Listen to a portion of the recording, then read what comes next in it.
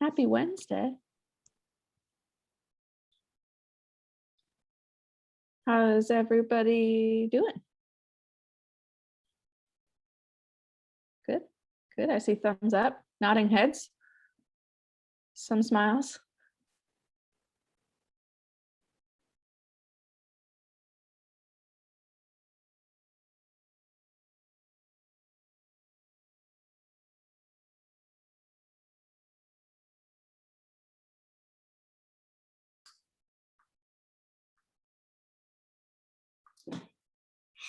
Just waiting for Cecilia to connect, it looks like.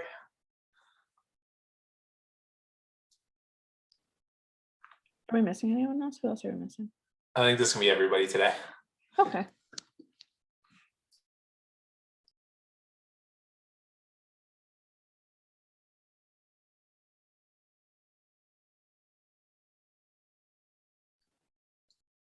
Well, while Cecilia is connecting, we'll just say hello. We have a Pillar takeover today. So we have Mariam from Pillar Nonprofit here with us. So Mariam Waliji has a passion for connection, whether it be with people, place, or community. Her studies in evolutionary genetics and ecology sparked questions about how local food systems and restricted access to well-grown food impact society in multifaceted ways. This encouraged her to work toward addressing inequities and barriers to access more broadly in our current systems. Her work with Pillar Nonprofit Network, and specifically WOSN, Women of Ontario Social Enterprise Network, allows her to reframe the definition of success for social entrepreneurs while creating space to explore what it means to have intentional positive impact in community. Through education and emphasis on sharing narrative and understanding of intersectional environmentalism, ongoing personal development, and a genuine connection with her community, she aims to encourage growth and resilience in collaborative economy. So I'll pass it over to Mariam here. Hello, thanks, Jenny. And hello, all of you. It's nice to connect with you. I have many friends who have worked with LEAP in the past, Alex and Savannah, and so many folks, and also friends who've gone through the program. So it's nice to connect with all of you. So yeah, as Jenny mentioned, I work with Pillar Nonprofit. So I am the social enterprise program manager and coach with Pillar. So that basically means that I manage direct support for social entrepreneurs, and more particularly in like the earlier stages of their businesses. So more in that like early, or rather late ideation, early validation stage when they're starting to really think about things. So today I'll share a little bit about what social enterprise is from the perspective of Pillar, as well as what kind of supports Pillar provides in starting and building your organization, kind of starting out as like a wide view of the organization and then getting into the more granular details as we go along. So before we dive into all of that, thanks. I do want to just take a moment to acknowledge the news and the circumstances, particularly of the last couple of weeks. It's been a really hard couple of weeks, particularly for our Indigenous neighbors, as well as the Muslim community and the city as a whole. So everything with Pillar is very place-based, and that always includes the land acknowledgement as well. So I will go into that, and then later on after the break, you'll be meeting my colleague Dharshi, who will go into a bit more of some of the equity work that we do at Pillar. But of course, so I'm joining you virtually. I would have loved to do this in person, but that's just not our reality right now. But I also live in London. So in this space, I would like to acknowledge the history of the traditional territory and honor the longstanding relationships of the 3 local First Nations this land and this place that we call Southwestern Ontario. So the Adirondack people when settled this region alongside the Anishinaabeg, the Haudenosaunee, and used this land as their traditional hunting grounds. And then the three longstanding Indigenous groups of this region were the Anishinaabe, the Haudenosaunee, and the Inuit. So we also have currently 3 First Nations communities neighboring the City of London. So that's Chippewa the Thames First Nations, Oneida of the Thames, and Munsee Delaware Nation. So we often go through these land acknowledgements, and it can kind of feel like this ritualistic practice. So I personally have been thinking really deeply about, the purpose and the intention that we serve with land acknowledgements, and particularly when we do them in a virtual space. And it's really about connection to the land and the intention in which we do them with. So, I want to continue with this living dialogue embedded in shared stories and narratives, not stop with the notion of land or territory as something that we live on, but rather something that we live with and have a relationship with. So part of that is, acknowledging my place in this land, which is the daughter of immigrants. So, recognizing the colonization that has impacted me, and also the colonization that I'm a part of. And really acknowledging that these land acknowledgements aren't just like a checklist and a check mark off of the way to start an event, but really an invitation to honor the people who steward this place and this land, and my own responsibility in that stewardship and the relationships that I hold with them. So acknowledging how colonization has both impacted and benefited my ancestors and as well as myself, and my own responsibility in that.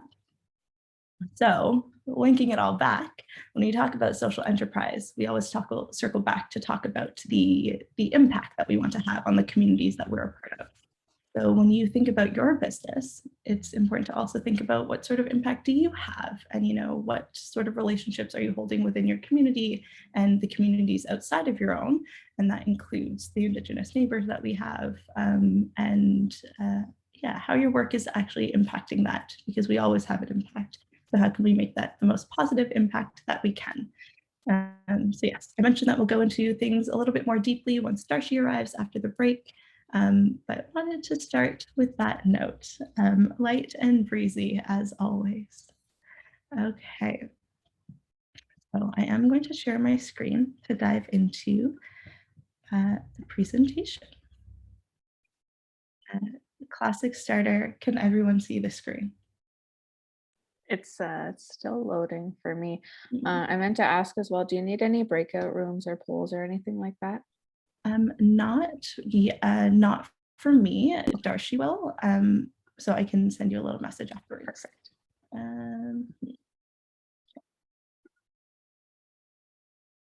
Are you seeing it now? Yeah. Okay. Beautiful. Okay. Yes. Intro to social enterprise with me, Mariam Waliji. Okay. So for those of you who are not aware, Pillar Nonprofit works to link the 3 different pillars of the impact sector. So we consider that the nonprofit sector, the business or social enterprise sector, and then the government. So our work at Pillar is a little bit broad.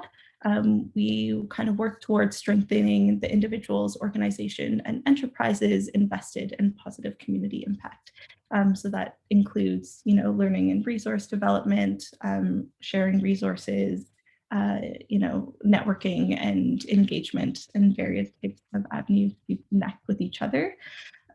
We also work with and support individuals and organizations making change through a network approach. So we'll go into that a little bit more deeply, but it's really about the collaboration and the ways that we can build each other and support each other, rather than, work in our own little silos and do our own thing when we really could be building each other up while we do our own work. So for the business side of things, we do have social enterprise supports, which is kind of what I'm all about. And that includes some of the incubator programs that we have, as well as just micro coaching and consulting work. We do that for social enterprises, nonprofits, as well as for-profit social enterprises. And then we do support very specifically the nonprofit and charity sector in those who deliver services, or in the arts community, culture community, or are supporting basic needs and such for the London community. And then we do also have a branch that is social financing and other innovators. So that really comes down to funding. So ways that we can provide and support funding opportunities for the folks that we support. So, and yes, I will definitely share out the slides at the end. So something that is very particular about social enterprise is that it's an unregulated term. So you can talk to a lot of different people and they'll say a lot of different things about social enterprise. They might say that you need to be a registered nonprofit or that you need to hit certain benchmarks in order to be considered a social enterprise. Because Pillar is across the sector, we're not as necessarily influenced by the lens of nonprofit or for-profit origins.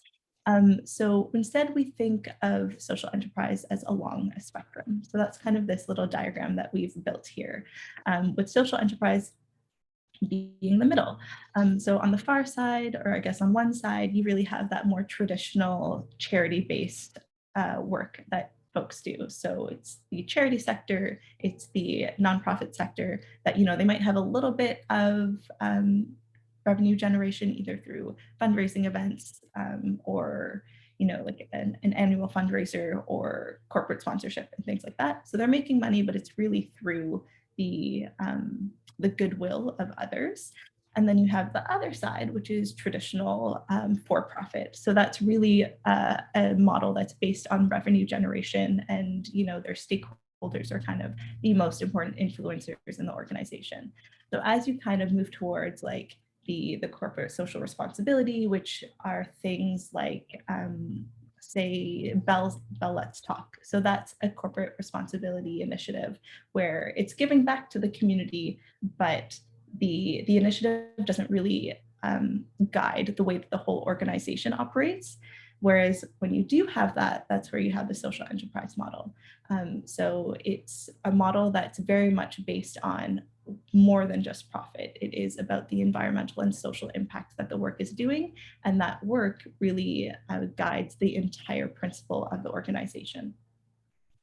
So in terms of some kind of local examples, Pillar is a social enterprise, honestly more in like the enterprising nonprofit, because we use our membership fees to support the organization. And we have a lot of corporate sponsorships that support Pillar, as well as things like the PCIAs, which are our annual fundraiser. For a more kind of in the middle nonprofit, there's things like Urban Roots London, which is an urban agriculture nonprofit here. And the produce grown is sold, and that produce sold goes into supporting the operations of the organization, which include donating produce for food security initiatives.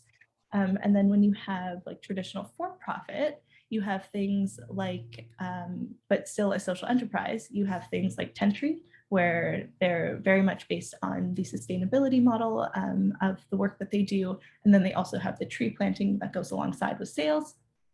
For a more local example, On the Move Organics is a grocery delivery service here in London that builds connections between rural communities and local agriculture with individuals in London.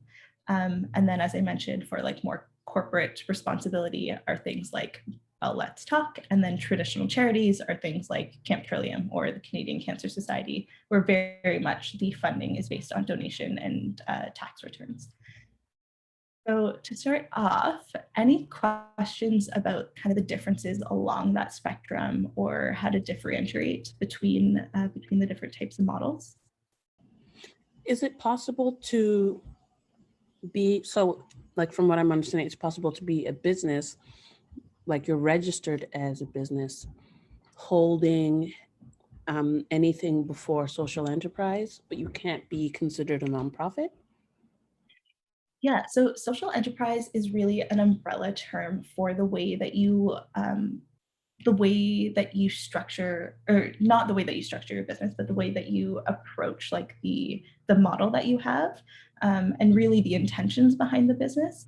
So you can be a for-profit business and be a social enterprise. You can also be a nonprofit business and be a social enterprise. So your registration is really more about the legal structure of your business, whereas the title of a social enterprise really goes into like the intent and impact of the work that you do. Okay, that makes sense. And so with the social enterprise title, are you allowed to fundraise, or that's more about the registration? Yeah, so the funding type that you do will really be more about the legal structure. So you can always fundraise in some capacity regardless of your business, but it might be something that's more like crowdfunding, where there wouldn't be a tax rebate. Whereas if you're like a registered charity, you would have a tax rebate for anyone who contributed. So it really comes down to what tax initiatives or rebates would be involved with the funding that you get. And that kind of is the differentiation there. Thank you. Yeah, of course. Any other questions before I move on?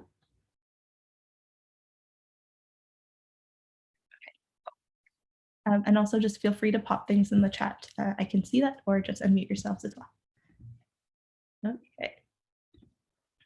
So as I mentioned, Pillar kind of has created our definition of what a social enterprise is for us. So we have 4 main principles that guide the work that we do within social enterprise. So as we work across that spectrum, that I mentioned, the nonprofit, business, and government spectrum, we think about the principles, think about these as principles rather than specific definitions. So first one is the intention. So the organization's core purpose is to overcome or alleviate a global or local issue, such as poverty, education, or environmental issues. So there's a core problem that the organization is trying to resolve with the work that they're doing. Second is impact. So the organization has a clear and measurable impact in the stated areas. So again, whether it's the poverty, education, or environmental issues, there's something that they can measure about the work that they're doing, whether it's, say for education, number of students served, or if it's food security, like the amount of produce that's donated, whatever it is, it should be measurable. So the third is income. So the organization generates revenue through the sale of products or services as an ongoing basis. So it's not just something that is, I mean, everything in business is a little bit unpredictable, but it's not fully dependent on the goodwill of others to be supporting the financial foundation of the organization. It's actual revenue generation. And then the materiality. So the organization can demonstrate that their income generation and impact have a significant influence on their organization. So it is a guiding principle rather than a side initiative like a corporate responsibility or a corporate responsibility initiative that is something that's a nice to have, but not a core foundation of the business. In terms of the social enterprise supports that Pillar offers, there are a few. So Innovation Works is actually one of the social enterprises of Pillar. It is our co-working space. So it's a nice opportunity to, I mean, right now it's not open. Hopefully, as things start to open up more, we'll be able to connect again. It's a really nice space to work with others and do that cross-sector collaboration while working in a space. So, you know, if you're someone who you're working on your business, you don't necessarily enjoy working from home for whatever reason that might be, you could always rent out a space at Innovation Works and benefit from that. And then Socialpreneur Chats. So that is the last Friday of every month. It's hosted by me, and it's just an opportunity for folks who are in social enterprise to drop in, have conversations with each other, potentially ask me questions about things that are like questions you might have around social enterprise, and that's free. It's just you register online on the website, and it's drop in, drop out, and once a month. So the Libro Social Enterprise Incubator is also run by me. So that is a similar sort of idea to the Leap Junction Incubator, a different stage of business, but it is 3 months of workshops around social enterprise specifically.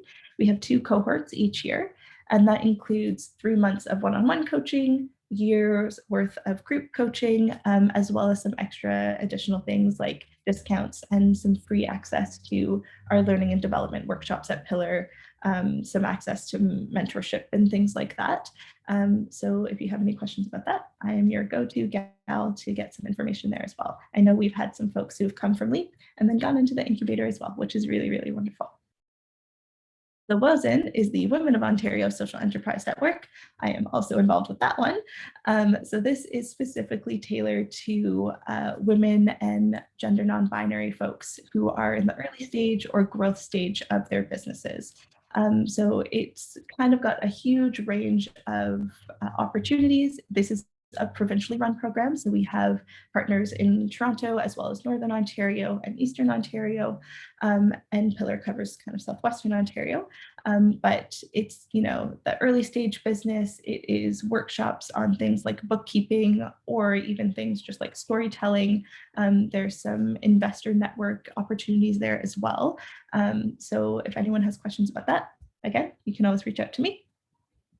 Verge is our social impact funding within Pillar. So that is, there's two opportunities there. There's the Startup Fund for early stage enterprises in Southwestern Ontario and the Breakthrough Fund for growth in Southwestern Ontario.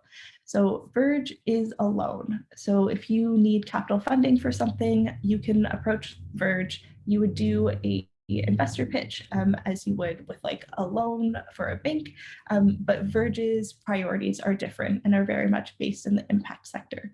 So it's less that they're investing in the business, but they're more investing in you as an individual, and they want to see that the work that you're doing has community impact. So the Verge is less concerned about making revenue and more like, is it sustainable enough that you can make your loan repayments so then we can continue to go investing that money into other organizations. So if you have any questions on Verge, again, feel free to reach out to me and I can connect you to the folks at Verge at Pillar. And then impact consulting is done by my colleague Julie, who is wonderful. And that's more of like a hands-on project-based support and more micro coaching. So impact is like the more granular support. It's really like things like feasibility studies and building out your business plan. So it's definitely, impact is typically a paid service. We are working on some bursary projects, so keep an eye out for that if that's something of interest. But it's more like a consulting project where you can work with Julie to really get into the deep end of feasibility and what's possible for your organization. Any questions on any of those supports before we dive in further?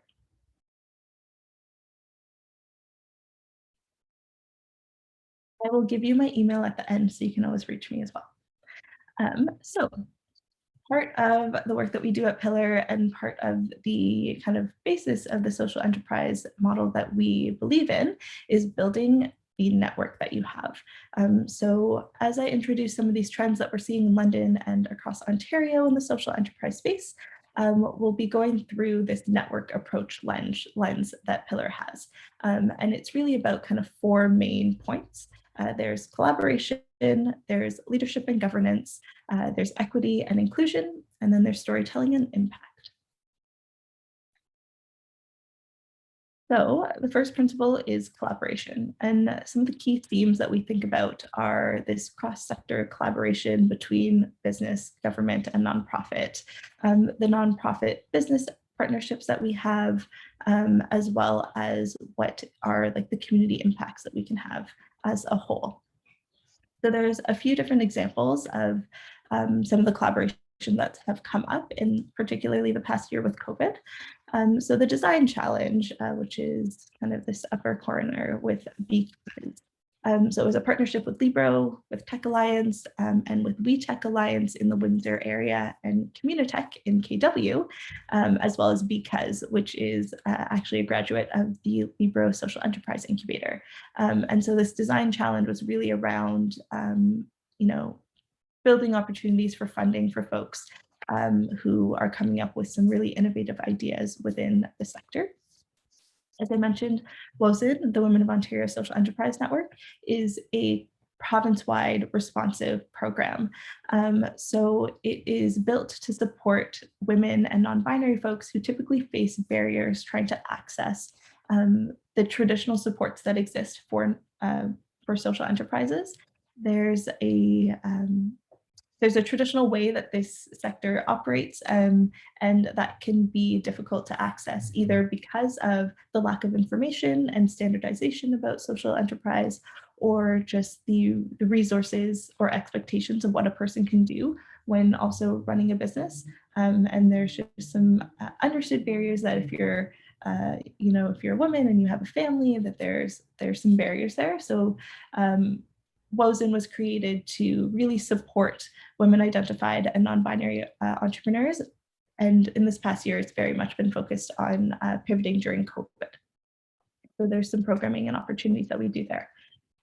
So the local entrepreneurship ecosystem, which is wonderful because I get to connect with the folks here, with Dave and Kelsey, through this ecosystem, is an opportunity for us to collaborate across the different supports that we offer entrepreneurs. And how can we connect them to each other? How can Pillar connect our folks to Leap, if that makes sense, or vice versa, as well as some of the other folks in the ecosystem. Really just like this idea of a flourishing ecosystem so that we can all support each other. So a couple examples of that. So Ryan Kelly, who was first introduced to Pillar through Leap Junction, partnered with other young social entrepreneurs, including 519 Pursuit, to build the Atrium Project. And that was an app to connect volunteers and people who need help during COVID-19. So that was a really incredible initiative with, 519 was a graduate of the incubator program. Ryan was part of Leap Junction, and being able to connect the two was a collaboration that made sense and really worked. City of London and Impact London partnering for shelters for folks experiencing homelessness and who needed to self-isolate because of COVID. Carmina de Young, who is a sustainable fashion business, partnered with MLD Solutions. So during COVID was able to pivot to offer PPE to different businesses because she has the skills and expertise in the sewing side of things, and they were able to offer like the protective equipment side of things. So, all business plans require that you define who your product or service is for, so your target market.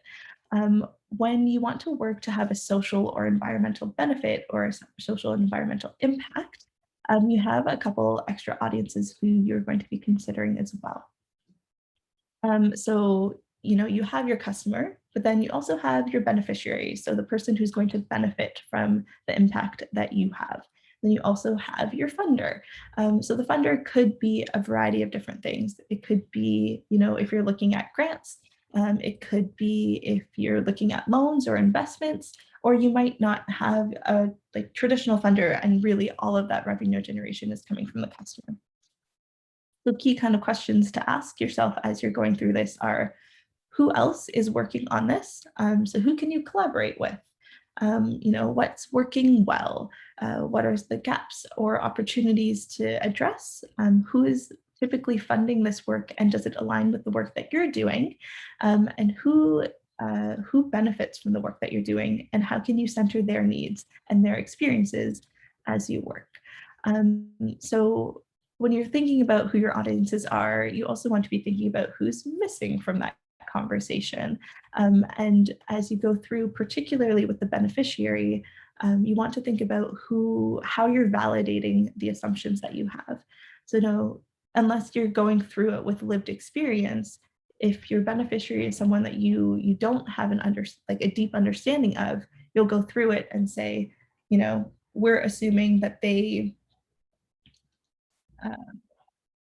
want to, what's an example? Well, for Urban Roots London, for clarity, I do sit on the board of that organization.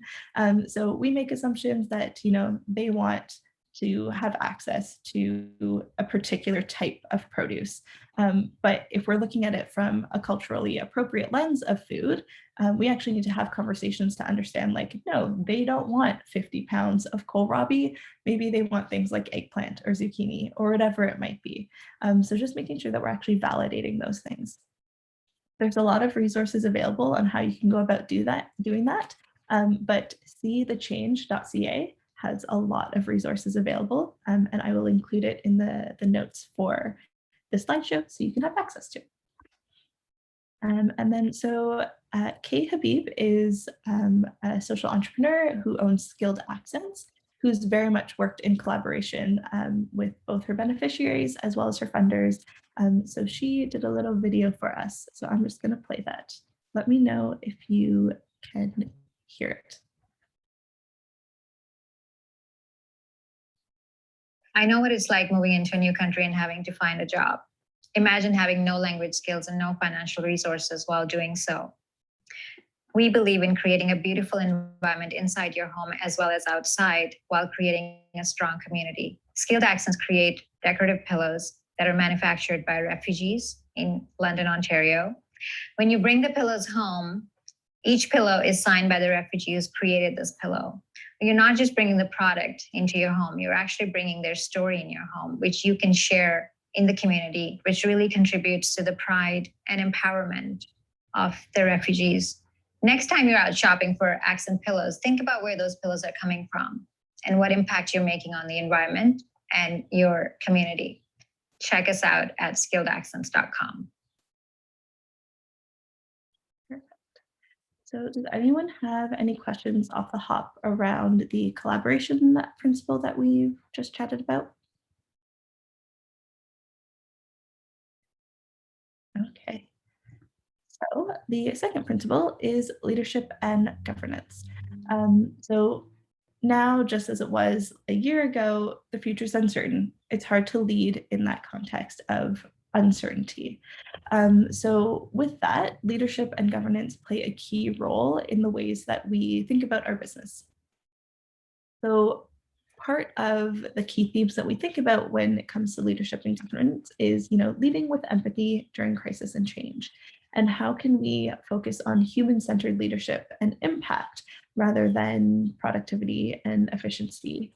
And advocating for nonprofits and the social enterprise sector. What do we need to do in order to actually advocate for that? And how are we offering support that is real and tangible and beneficial?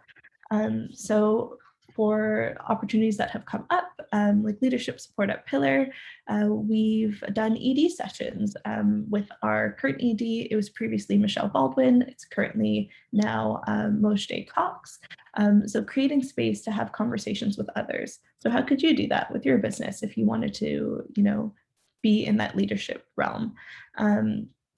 Things like reentry, remodel, and rebuild series. So that was a post-COVID recovery strategy. So it was a workshop series where folks came together and collaborated on a leadership and governance level, talking about policies that needed to be put in place in order to support the sector.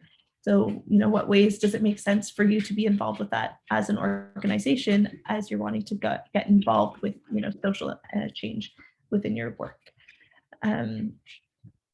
And then, of course, there's been a whole load of advocacy and resilience and relief for small businesses, particularly those who have been in the impact sector. So that includes social enterprise, to kind of combat the loss that's been happening due to COVID, as well as just the impacts that the small businesses have had over the past year. So finding ways to connect with those. So SVX, which is out of Toronto, has put together like a huge impact response strategy to offer the government as well as businesses to be able to think about the ways that they need to pivot. Imagine Canada has put together a bunch of granting opportunities, and then the Ontario Nonprofit Network has also done work. And then if you're in the more business side of things and less a nonprofit, how can you access and think about the ways that the work you do might be able to support the granting that needs to happen? So thinking about what grants are being offered and what they're asking for from businesses in terms of impact measure and how you can kind of respond to that as well.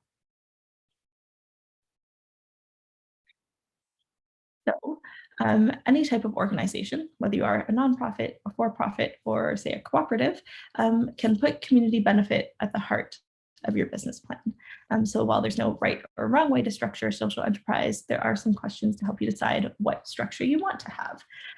because as we mentioned, social enterprise is that umbrella, and you can really be a variety of different things within it.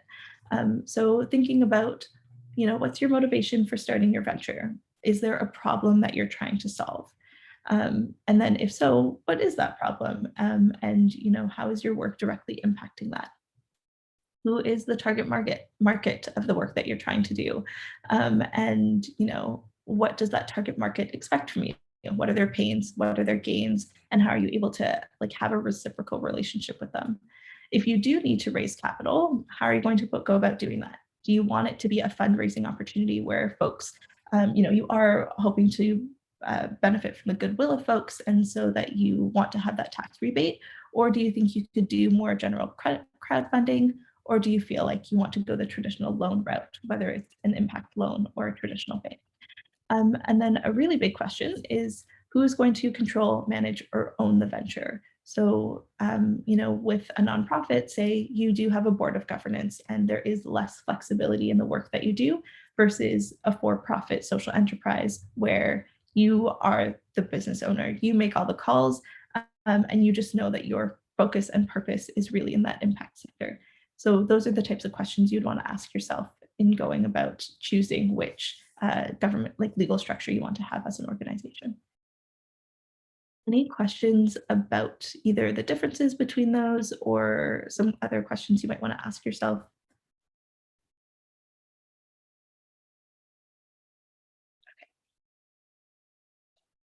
Okay, so here is another example of a social enterprise. Cream, sugar, or community impact. You make a choice every day how to take your coffee and where it comes from. What if you could make a choice that impacts your community every day?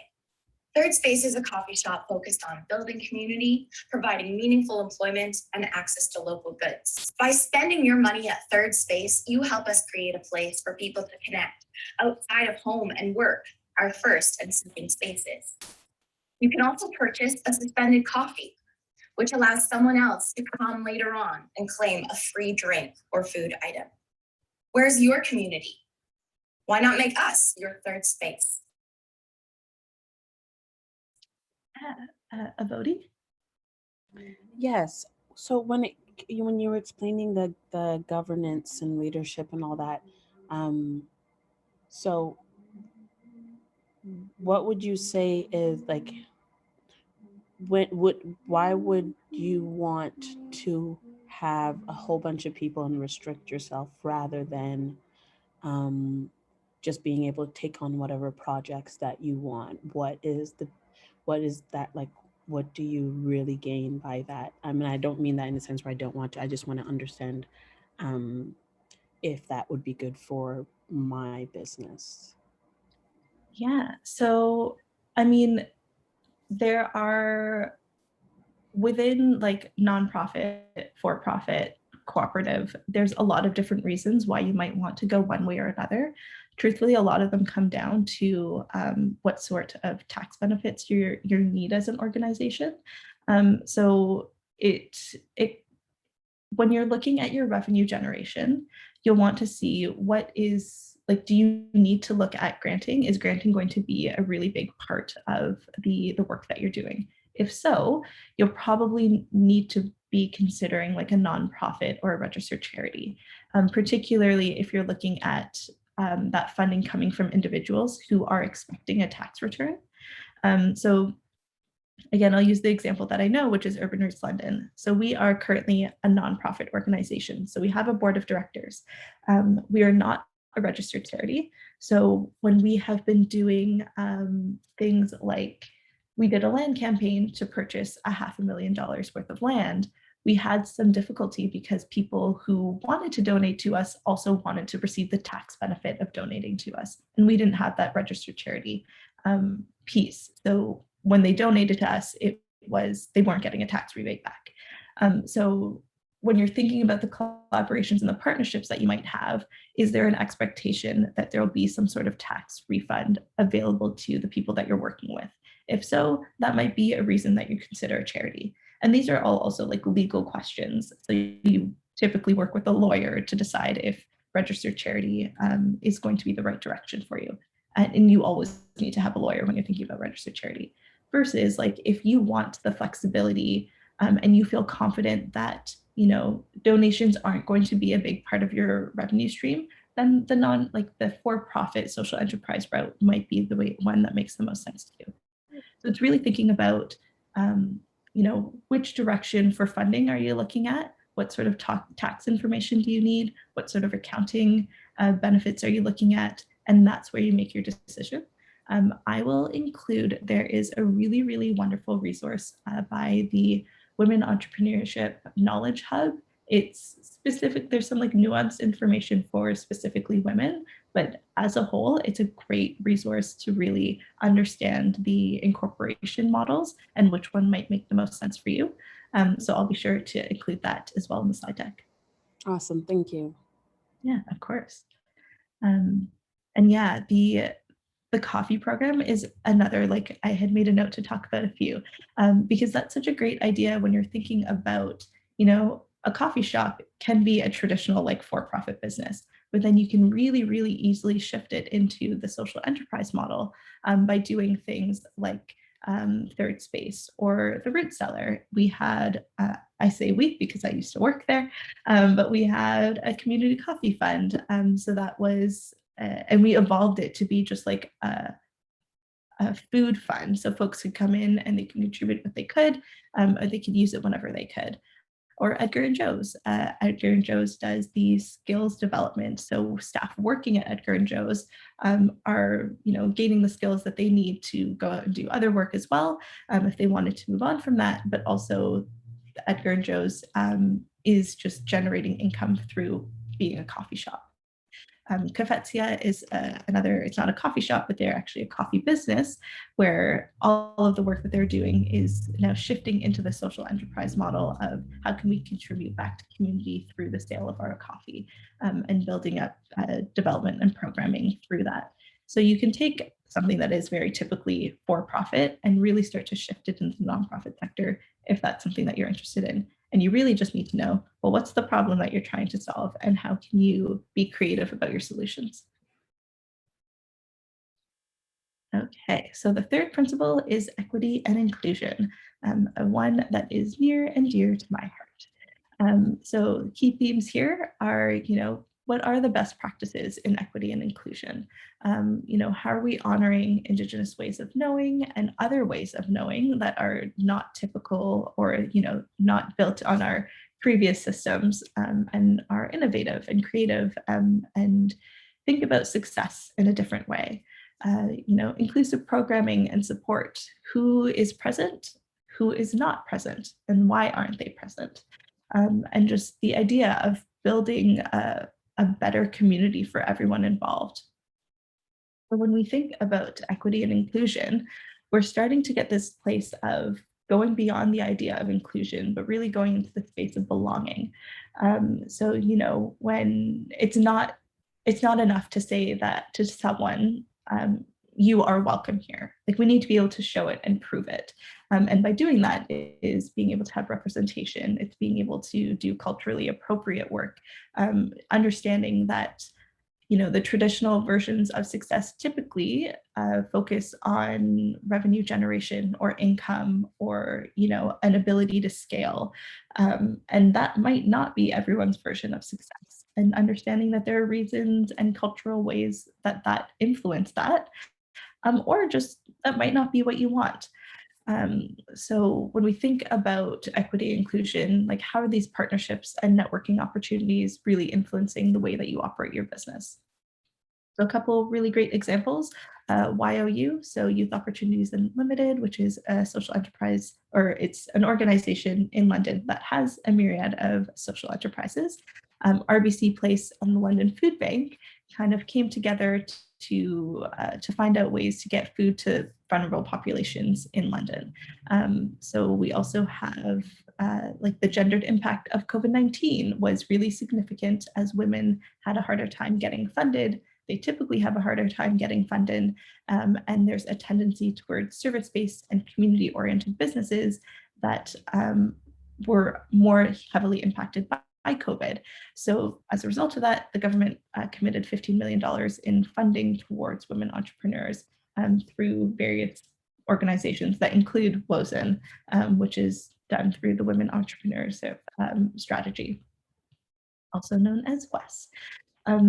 Indigenous social entrepreneurs typically have challenges accessing capital for a variety of reasons, whether it's the fact that they typically experience a digital divide in the ways of accessing information, particularly if they're on the reservation. Internet access is a continuous problem, so they don't get the information as quickly or as easily as other folks. So finding ways to really engage with the Indigenous community to be innovative in the way that they can get funding. So there's organizations like Raven Capital and Amanaki, which are examples of Indigenous-led solutions that have partnered with other organizations or government bodies to make sure that the funding opportunities are available. So equity isn't so much that everyone gets the exact same thing, it's more that we're reducing the barriers to the folks who are experiencing them. So key questions to ask as you're looking at inclusivity in an enterprise.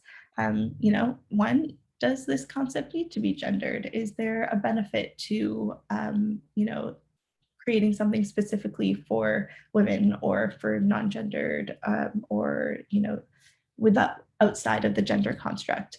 How can I put people before characteristics? Am I focusing on the individual or am I focusing on the aspects about them? When you're talking about your organization, are you not including people in the language that you use? And what networks are you participating in terms of your hiring and purchasing processes? And is there anyone excluded from that? And is there anyone missing? And what sort of job requirements are necessary for the job? And what are things that are just nice to have, but might be barriers to the folks who might want to be involved with the organizations? Education is incredible. I have been an academic my entire life. And we also know that there are barriers to accessing that education. So when we have a job that says you need a master's degree, do we actually need the master's degree, or is there someone who could do this same work with their lived experience and things like that? So, being open to those ideas when you think about inclusivity, what's actually necessary and what have we been just kind of, what are we used to? And here we have yet another video. My name is Selena Gabriel. I'm a recent graduate from the computer science program at the University of Windsor, and I'm the founder of Aidano. Aidano is a distributed speech-to-text accessibility tool that provides real-time transcription to the audience of any speaker.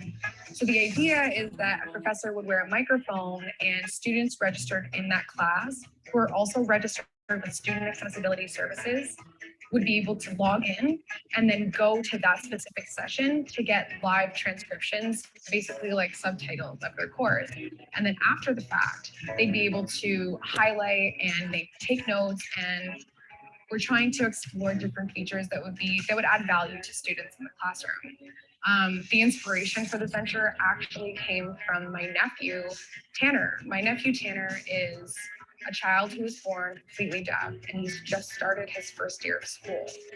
And so listening to his family talk about the trials and tribulations that they're worried about Tanner facing in his future in education was one of the things that really sparked interest for me in this field.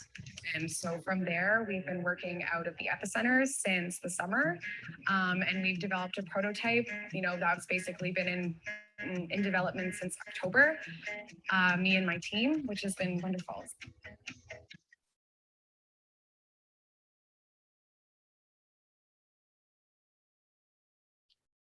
Yes, the Epicenter is one of our other ecosystem collaborators in the Windsor area. Okay, before we move on to the final principle, any questions about that last one on equity and inclusion? Beautiful. Okay, so the last one is storytelling and impact. So key themes here. So co-creating communications with the community rather than for the community, embedding and embracing failure and learning, and stories to persuade and communicate positive impact. So regardless of the business that you have, storytelling will always be a part of it, whether it's for profit, whether it's not for profit, whether it's not even a social enterprise at all. Being able to share the narrative of your business is vital. And the ways in which you do that really are going to impact the audience that you have and their investment in your organization. So being able to truly tell the story and the impact of the work that you do will be able to, create this reciprocal relationship with someone else on the other side. And when you have a social enterprise, it's less, you're building a customer base, but really you want to be building a community, and that community, the basis of that is being able to connect. And one of the best ways to do that is through storytelling. So there's a few different great examples of storytelling.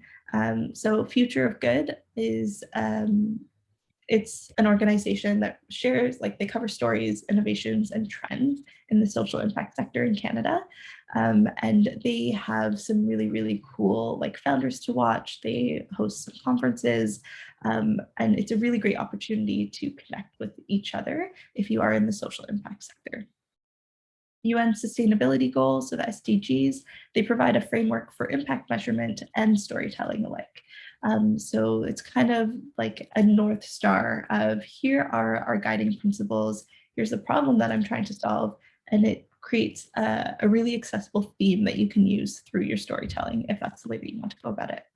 And then the Innovation Awards. So the Pillar Community Innovation Awards is truly for our organization a way to do the storytelling of the impact that's been happening in the past year for Pillar nonprofit.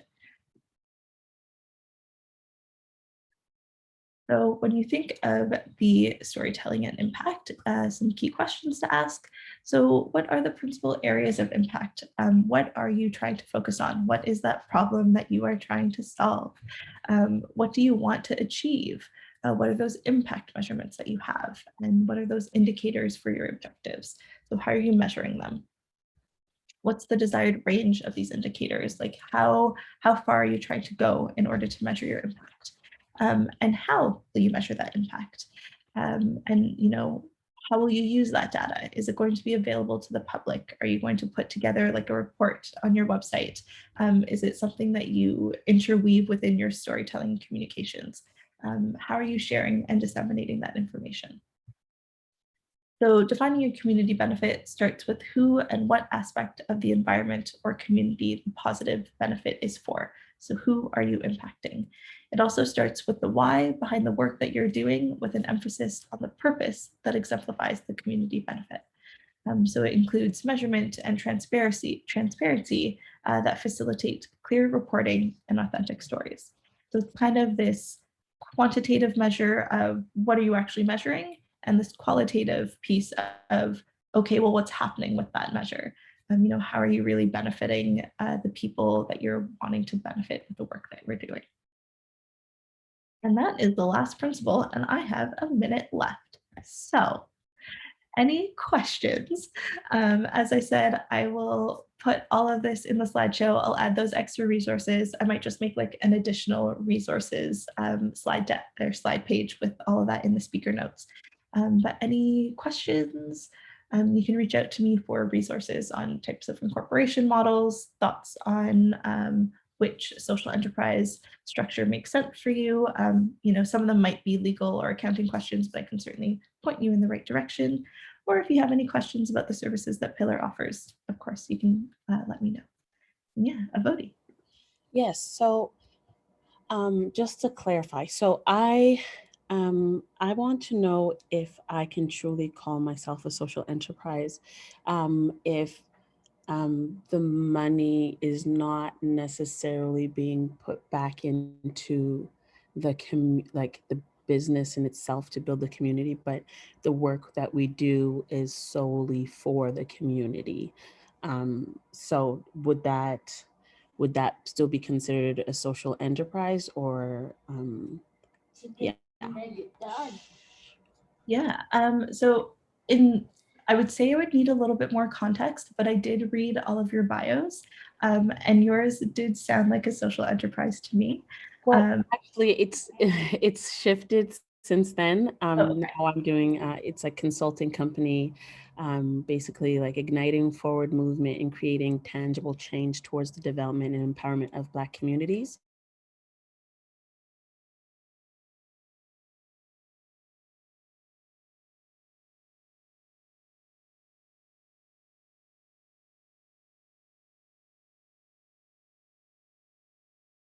There's many different ways, of course. There's a lot that I'm still working on, but that's what we're doing now. And everything, like it's not like free work we're doing. Obviously, like they're paying us to help them, whether if it's a project that they're doing or whatever it is, or just finding a problem internally that we're fixing. But it's all about that aspect of empowerment for the Black communities. Okay. Yeah. I mean, we could always connect and have like a deeper conversation if you'd like. I can Okay. send you my email. Yeah, it sounds like you're definitely in that realm. I would just need a little bit more information, but we can have a further conversation if you'd like. Okay, I would love that. Thank Sure. you. I'll send you my email. If there are any other questions, I'm of course here. Otherwise, I can send it back to Jenny. Thank you, Mariam. Just wondering also, what do you know exactly what time Dharshi was coming?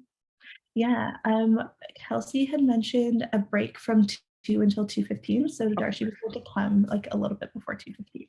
Awesome. Okay. I was just going to say this might be a good time to take a little break before she comes. So if you guys have no other questions that for Mariam at this point, then we'll take a break and we'll bring you back at 2:15. I'll put you on a breakout room.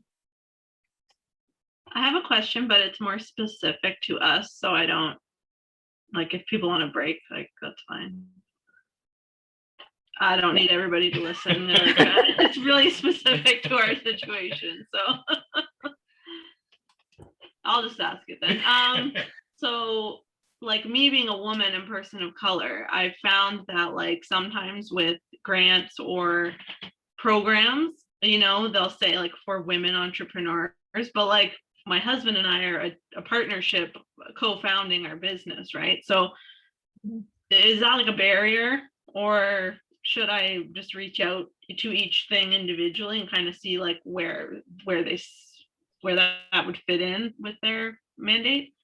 Yeah, so typically it is individual to each organization. So I know for WOZN, like we say it's for women entrepreneurs. We usually say it's 51% owned by the women, but we've absolutely made exceptions to that.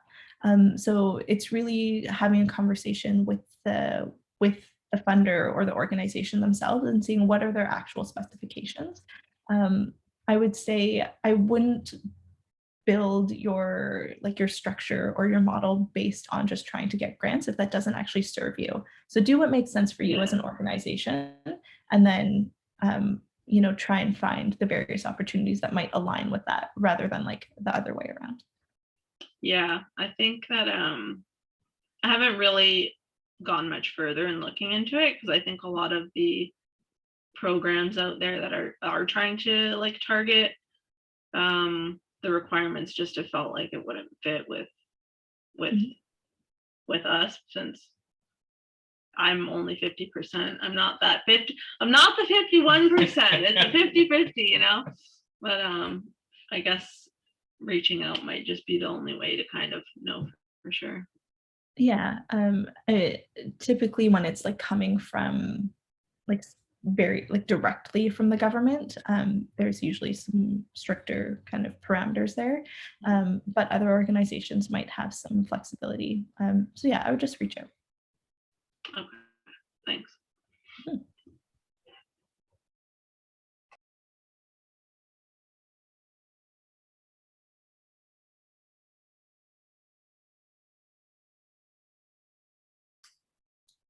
Any other questions, guys?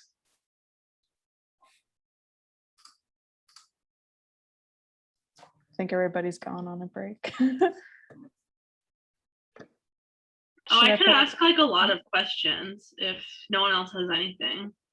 Mostly about agriculture and food systems. I don't know if you noticed my mug here. But I love it. Oh, yeah. yes. You folks are the dairy farmers, right? I worked on a dairy farm in France for a little bit. It was the Oh, best. that's Yeah. more than I can't really say I'm a dairy farmer. I don't think I'm married to a dairy farmer. Fair. Was it like a woofing thing? Yeah. I don't know if I could actually say I'm a dairy farmer either. Folks, well, we have Dharshi joining us now again from Pillar. Dharshi has worked for over 20 years in the nonprofit sector. She has many years experience in inclusion and equity work. She has facilitated sessions with boards and organizations to help them embed an inclusive lens in their leadership and operational work. I've had the pleasure of working alongside Dharshi for a couple of years, and I can definitely say that I have learned many things from her, and I'm excited about the session today. So I'll turn it over to her. Okay. Well, thank you. Welcome, everyone. I'm excited to be here.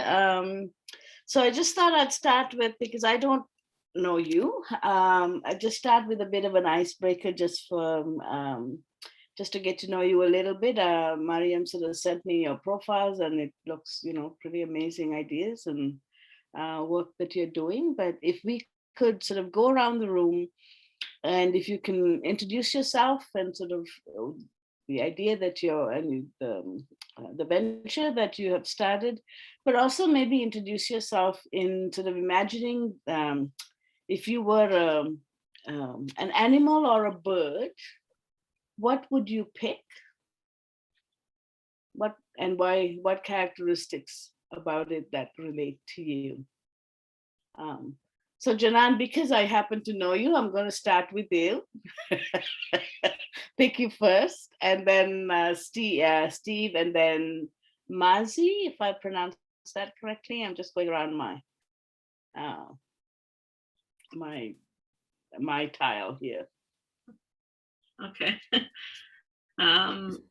So I guess back when we met, I was just freelance writing full time, but now, so my husband and I, Steve and I are, he's a dairy farmer.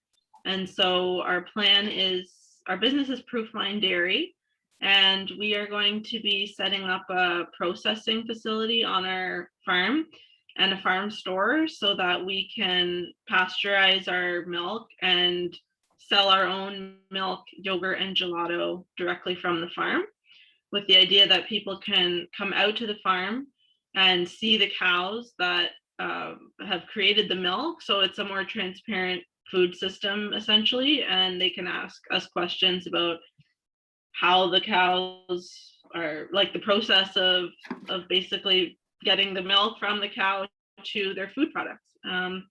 So we are pre-launch right now. It's not going to open until potentially next summer. So we just have to work on our funding and basically developing the business plan right now. So if I was an animal or a bird, maybe I should get your opinion on what animal am I? Sometimes I feel like a chameleon. I've done a lot of different things. I don't really have like one clear way to describe myself. So.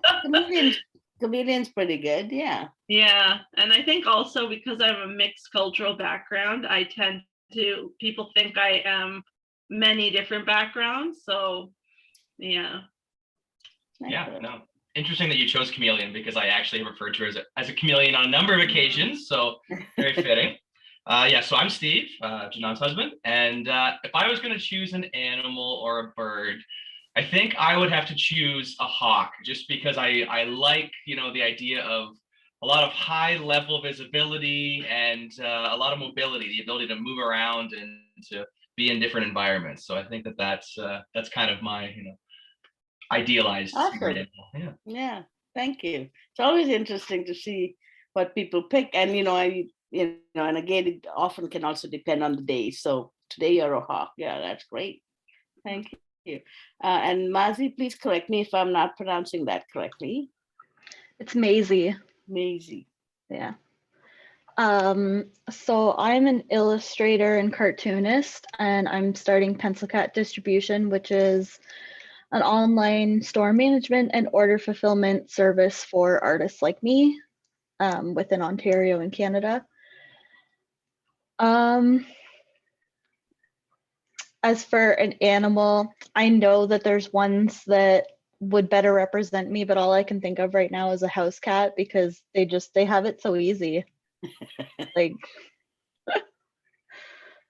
That works. Thank you. Rachel and then Brooke. Hi, I'm Rachel, and I'm the owner of Rough Life, and that is an online shop specifically for dog owners. So we offer products specifically for dog owners that just have different prints of dogs or fun sayings on them to put a smile on your face. And I know it'd be pretty boring of me to say I'm a dog, which I wish I was a dog, but I want to be a humpback whale. All right. That's because I love being in the water. I love swimming. I love whales. I've been whale watching a couple of times and they're just so mesmerizing, I think. And they have few predators, so they just chill and eat and swim and they can go anywhere they want. And that's what I want to do. Excellent. Not that different in some ways than dogs are pretty chill. Most dogs that I've had in my life have been pretty chill. You wouldn't want a humpback whale greeting you at the door quite the same way as a dog might when you come home. But other than that, yeah. Thank you. Thanks. Brooke and then Cecilia. Hi there, I'm Brooke and I am the co-founder of Flicker Candle Co. We manufacture small batch candles, soy candles, and we love working with other businesses to create their own private label candles to either promote their organization or their business. As for the animal, that's funny that Rachel said a whale because I was gonna say a dolphin because I also love swimming and the ocean in general, and I think I would live in the ocean if I had that opportunity. So a dolphin. Awesome, thank you. Cecilia and then Tracy. Hi, I'm Cecilia. Right now I'm doing alterations and custom work, but I'm trying to transition into doing collections for women that feature modest clothing. The animal is hard for me, honestly. My first thought was Yeti, because I love mountains and hiking, especially the Himalayas, which, you know, is known for Bigfoot and Yeti. But no, an animal that's a little bit more realistic, probably a deer, because I love the woods and they're just very peaceful and beautiful. Awesome, thank you. Tracy and then Brittany. Hi, so I'm Tracy. I am one of the owners of Select Start Network. We are a photography, videography, and live streaming service for businesses in the London, Ontario, and surrounding area. If I were to be an animal, I think I would choose a wolf. I find them very loyal. They're very strong, and they don't give up. So that's kind of the reason. Okay, thanks. Brittany and then Ibodi, and correct me if I mispronounced that. So, Brittany. Hi, so my name's Brittany. I run Read Supplies Canada, which is an online store that sells read making supplies to Bassoon and oboe players. For an animal, I really like dinosaurs. It's like a weird obsession I haven't grown out of yet. So I'm gonna go this week. I really like stegosauruses, so stegosaurus. Great, thank you. Ibodi and then Abigail.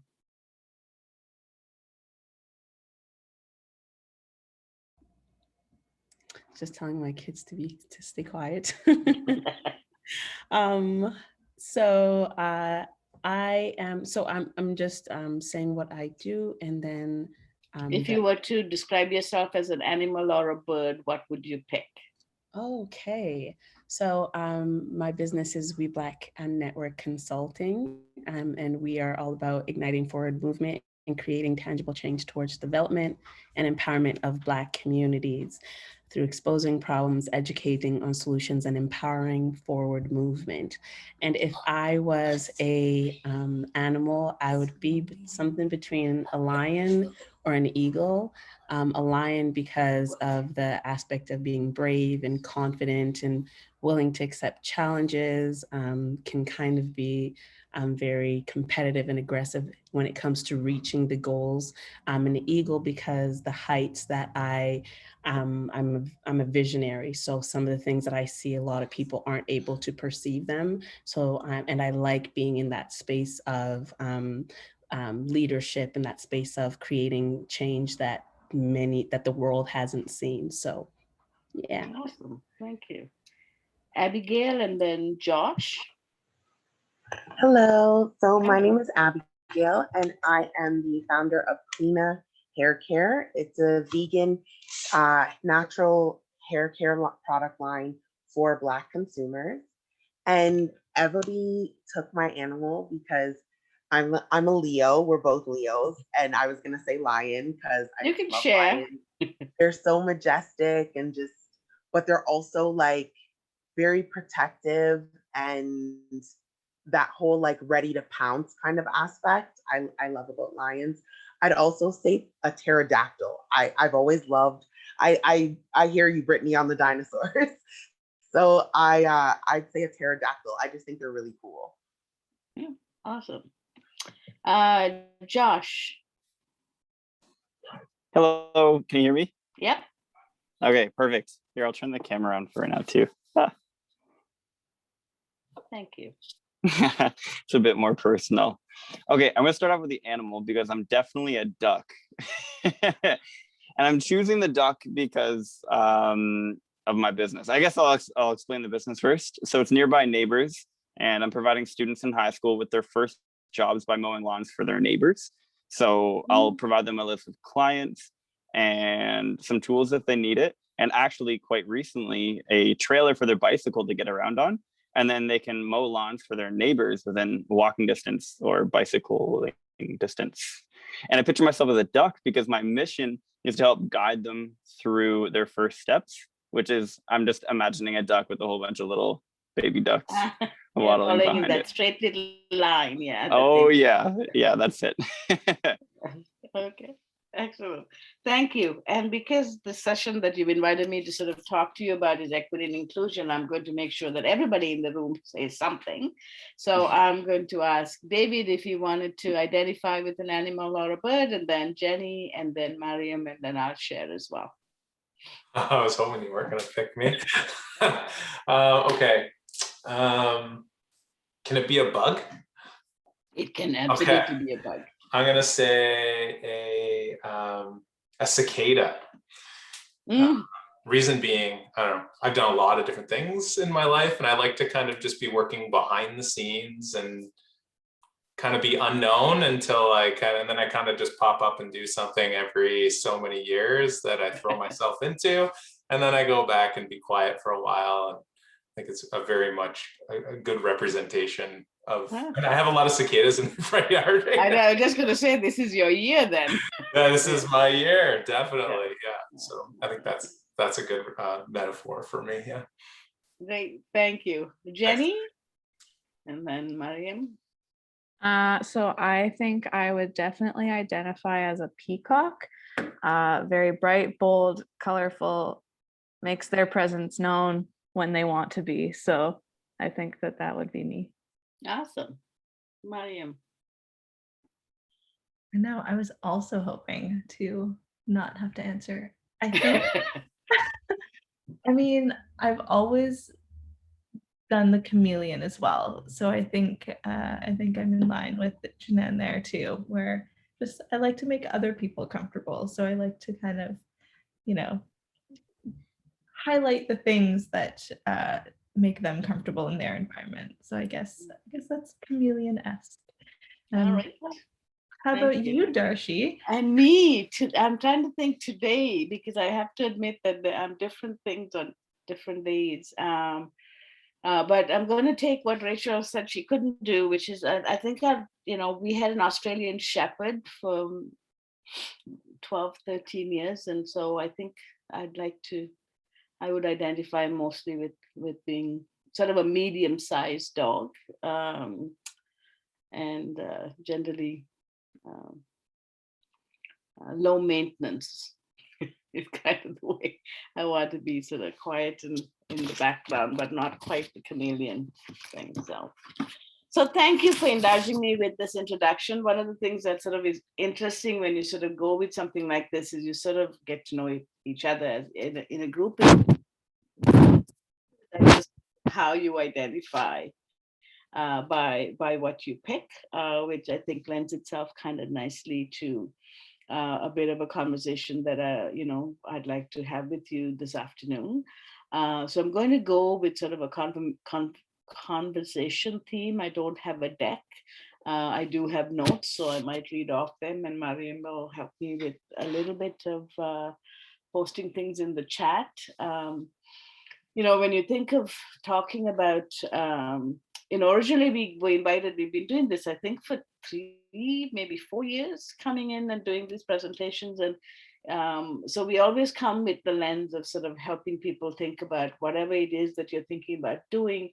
Have you applied like an equity lens from a very, both from an inclusion lens, but also sort of looking at, are there markets you're not thinking about, right, as you're developing your concepts. But when I think, as I sit here today, June of 2021, and I look at everything that's unfolded since, in the last 15 months, I think that along with sort of looking at it with that lens, there is a bit of a social justice conscious conversation to have.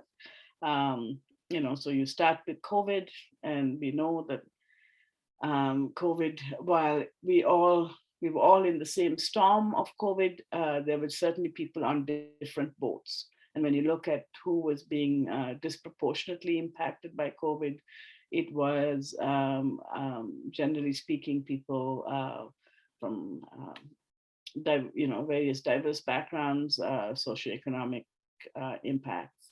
And then we had the resurgence of the Black Lives Matter movement that sort of brought things to the forefront again, that sort of says, here's something that we can sort of know no longer, we can't keep ignoring it. This is a reality in terms of addressing issues related to racism. And then the last 3 weeks on an international, national, and very local level, you can sort of see that these topics are very sort of pertinent, just even in terms of as a community, what is the community we want to build. So I wanted to sort of set that context a little bit in terms of our conversation today, because I've been doing this kind of work for quite a few years, and often people have used diversity as something that you do, that's a nice thing to do. You do it when you have a little bit of time, when there's nothing else that's sort of on your agenda, so to speak. And people also, tend to want to be congratulated for talking about it. And so, whereas now I think we're sort of shifting it a little bit to sort of say we need to be embedding these things. We actually need to be shifting from, like at Pillar, we have, generally speaking, dropped diversity. So we talk about our work in the frame of equity, inclusion, anti-racism, anti-oppression is where we're trying to shift our conversation. So I'd encourage you to kind of think about that as well. And as we're shifting it, these conversations then become more difficult, right? When you're moving from the nice to the, okay, I want to do some change, I want to look deeply into it, they get sort of a little less comfortable, which is where we want to be. So with that intention, I want to sort of share with you 10 principles or guiding statements that we call, that's not new to us, but it's out there. It's called having these conversations in a brave space. And what does it mean to have them in a brave space? So I'm going to sort of go through each one. And Mariam, do you have them handy to post as I do it? Thanks so much. So the very first one in terms of brave space is speak from your own. Dharshi, your microphone just stopped working. I don't know if something's covering it. Okay. Can you hear me now? Yeah. Okay. So the first one is speak from your own experience. So using I statements, of course, but owning, sort of honoring everybody's lived experience without judgment, not just of what other people have to say, but also yourself, right? So stepping into that space of owning your experience and sharing it in that context. Moving from that is another one that I find is really critical, is owning your intentions and your impact. So this is, respecting each other's experiences and taking responsibility for the impact of your words. So often when I think of this particular principle, it's that often we would say something and the impact you have on what you have said may not necessarily be the impact you intended, right? And so while it's legitimate for us to feel like, well, that wasn't what I meant to say, or that wasn't what I intended for you to feel, we still need to own the fact that that was the impact that it had. And the reason that's important is because that's where sometimes I find that people kind of get a little defensive and shut down conversations, right? So just sort of keeping it in that frame. And then work to recognize your privilege. So,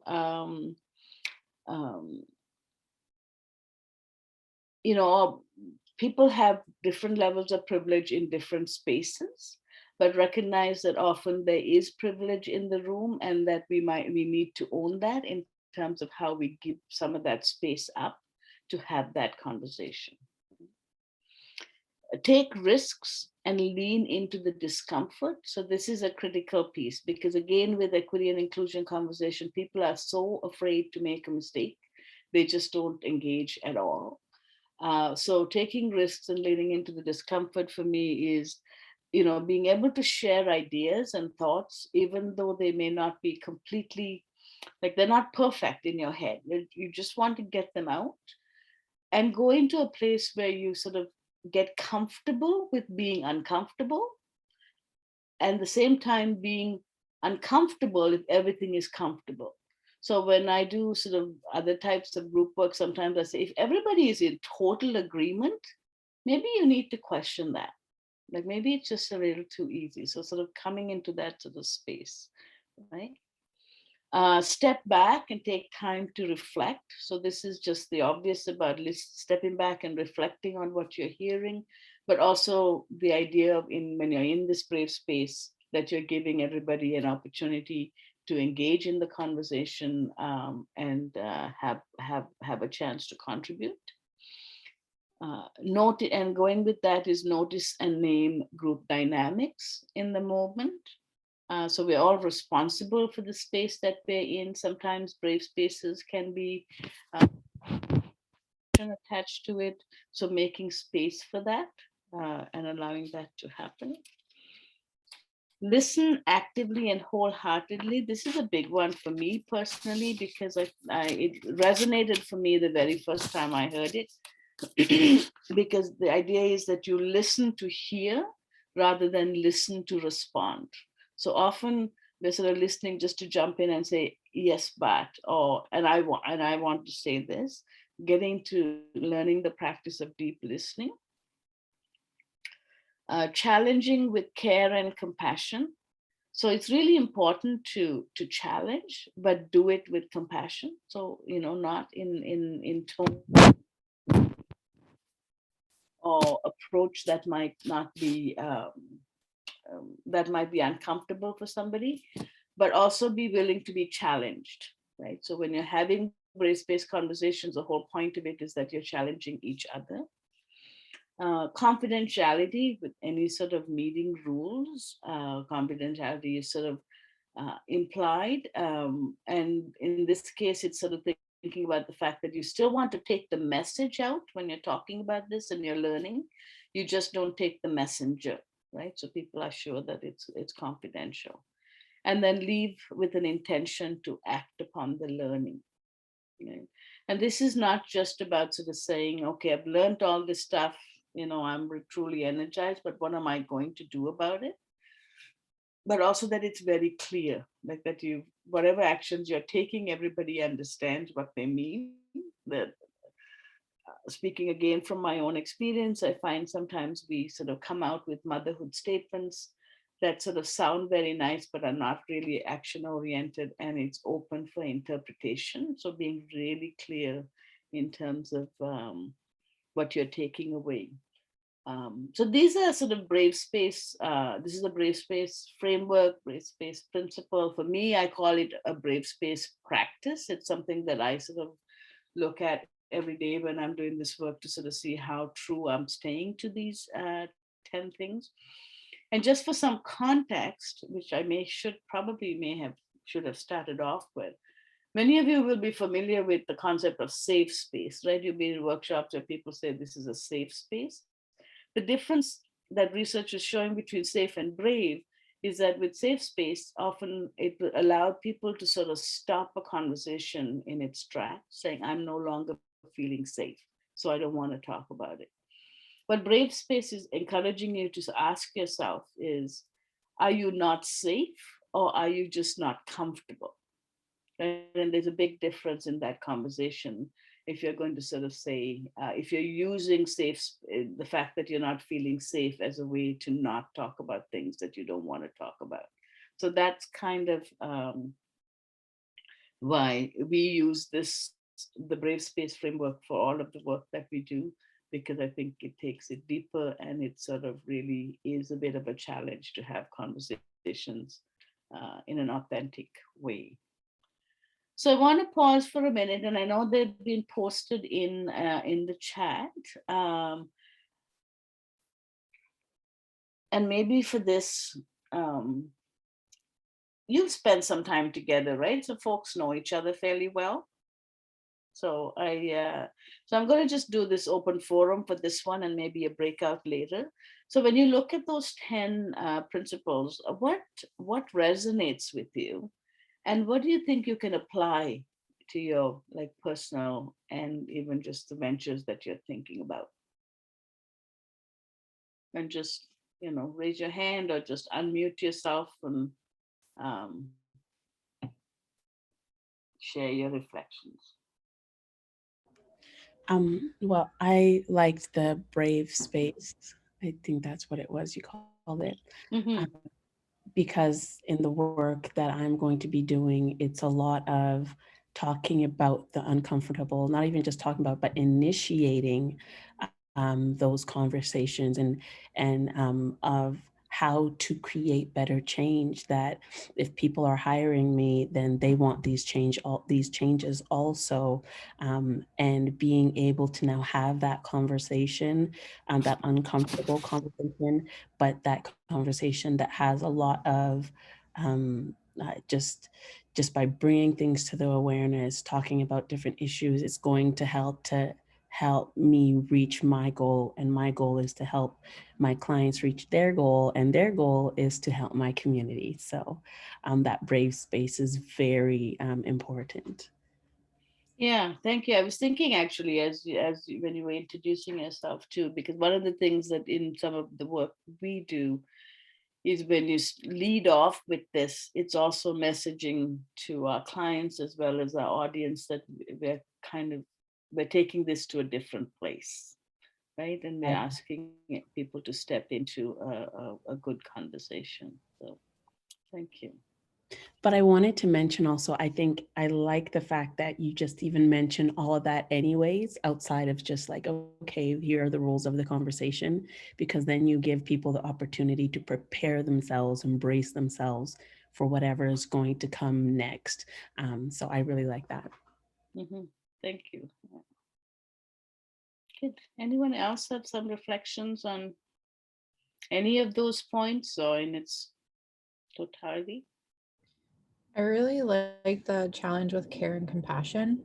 I feel like I've always kind of lived by that a little bit. Like I always go into a conversation if I have a hard conversation or hard question that I'm really wondering about, but don't want to come across like showing my privilege, essentially. I'll always be like, is it a good time to talk? And then I'll say like, I don't mean this to come off in a negative way if it does. And then I kind of go into that question. And obviously like, as long as it's mutual and everyone's okay with the conversation, because we don't actually have like a formal like brave Yeah, you space. can't So- sort of say I'm going so I to kind of have challenge to it. Yeah. yeah. So I kind of I do that quite often when I have a question that I really want to know the answer to, but might come off in a negative tone possibly. And then I always ask and reflect with that person, like how could I introduce that? Like how could I see that differently or approach that differently? So that's something that I do.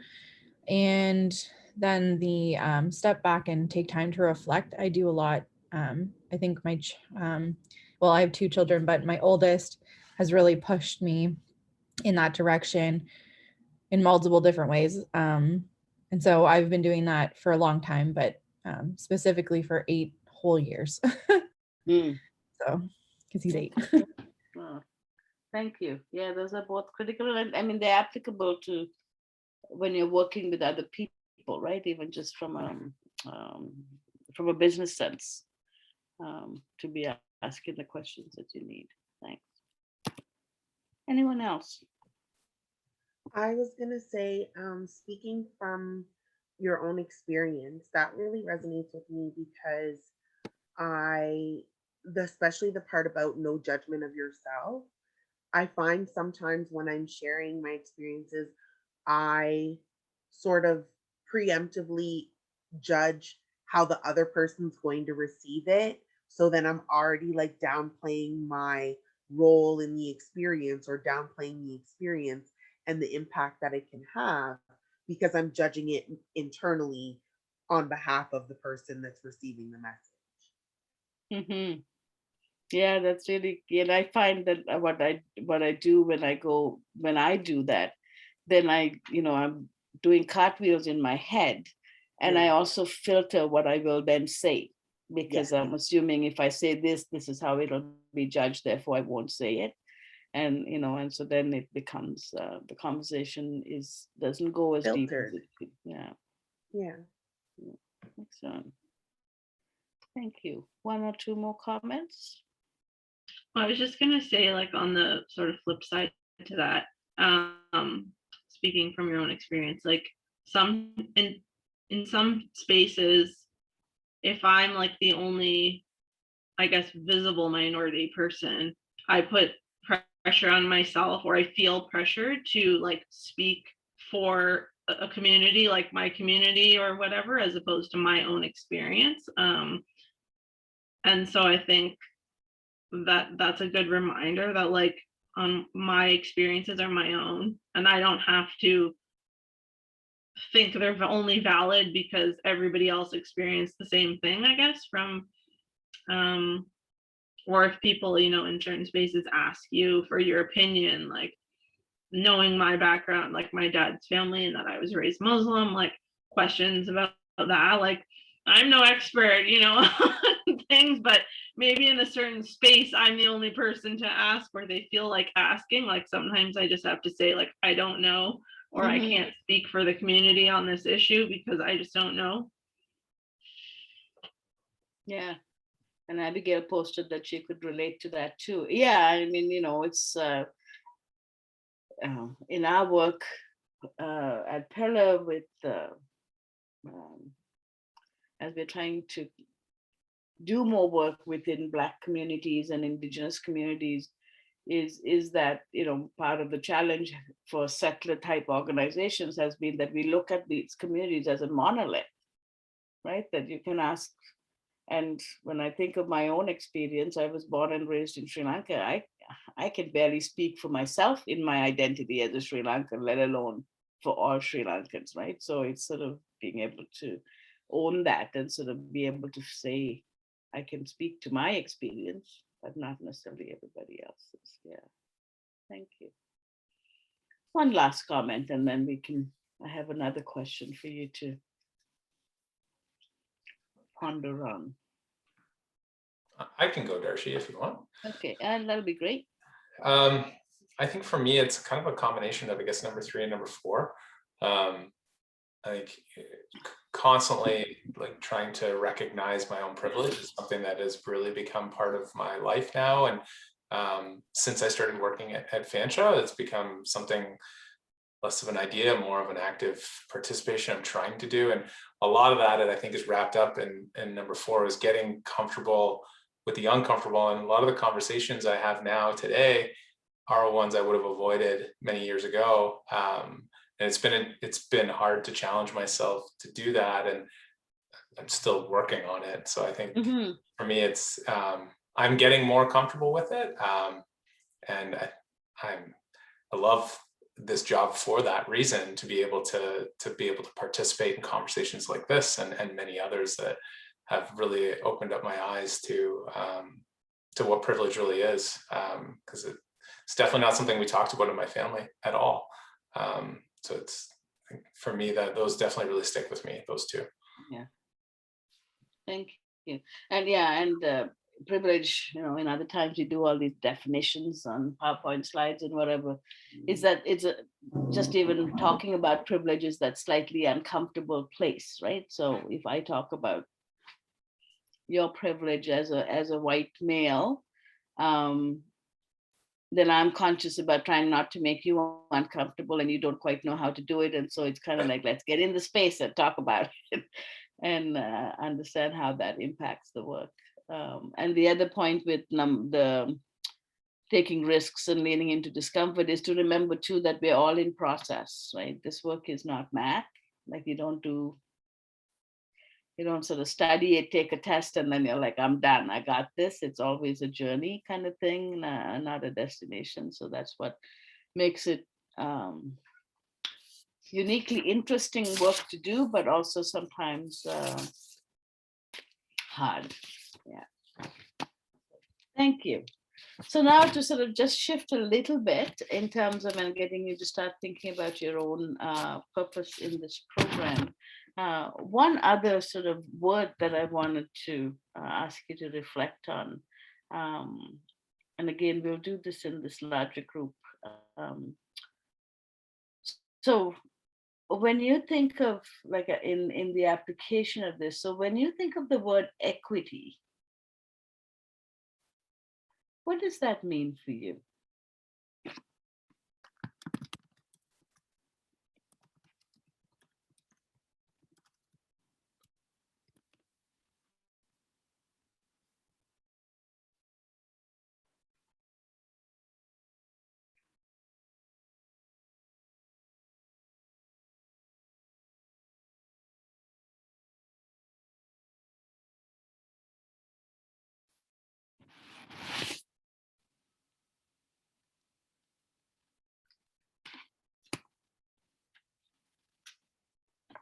I'm going to put a picture in a chat, but whenever I hear the word equity, this image comes to mind.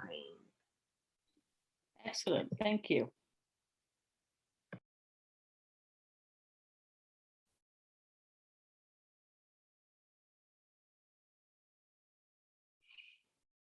And Abigail, would you be comfortable kind of talking us through that?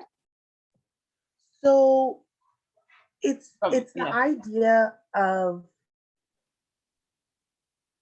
the equity sort of is the goal as opposed to equality.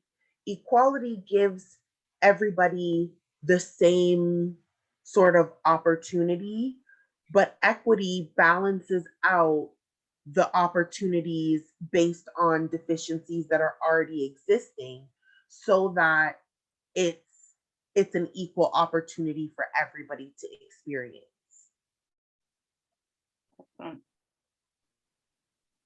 Thank you. Anyone have some thoughts when you look at that? Yes, Brittany, you have your hand up. Yeah, so I've seen this visual before, and something that I think a lot about with equity is kind of like giving resources so that whoever needs them can use them. But more recently, I've also been thinking a lot about entry points, and that when it's not just about like giving people the resources they need to participate in a space, but also giving them some kind of entry point. And so we talk a lot about in music, kind of like the performer versus the audience. It's music experiences should be kind of like for everyone, and so you have to give the audience kind of different entry points that they can for experiencing that listening. It's not just like one kind of experience for everyone. So kind of like accepting that has been like my kind of thinking towards creating equitable spaces. Awesome, thank you. Yeah, the idea is that people need to be allowed to come in the way they choose to come into it. It is the way I sort of look at that as well. Thank you. Ivodi? Yes, bouncing off of what they are saying, just looking at it and looking at the needs of each individual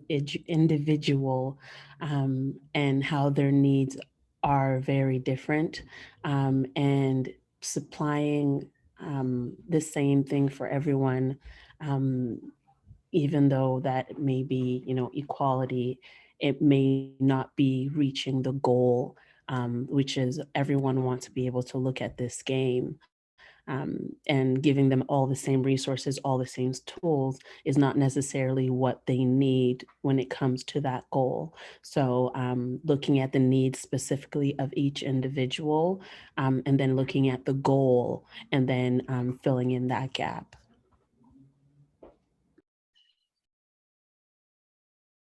Thank you. That's a really interesting way of putting it, that people, if I understood you correctly, sort of that everybody doesn't have the same, they don't need the same things to reach that goal. They might need different kinds of things to reach that goal. Yeah. Right. And I like how you put that, especially because maybe in equity, it's not like an extra stool that person needs, that can already see. Maybe it's glasses. Maybe he can already look over, but he can't see well. So he may not need an extra boost, but he may need glasses. So like there may be all needs, but they're all different. Yeah. And sometimes I just like to be like difficult and say we're all assuming that they all want to watch the game to begin with. And sort of making sure that that's actually what they wanted to. So, any other comment before I send you to sort of reflect a little deeper with your anything else resonate for folks with equity?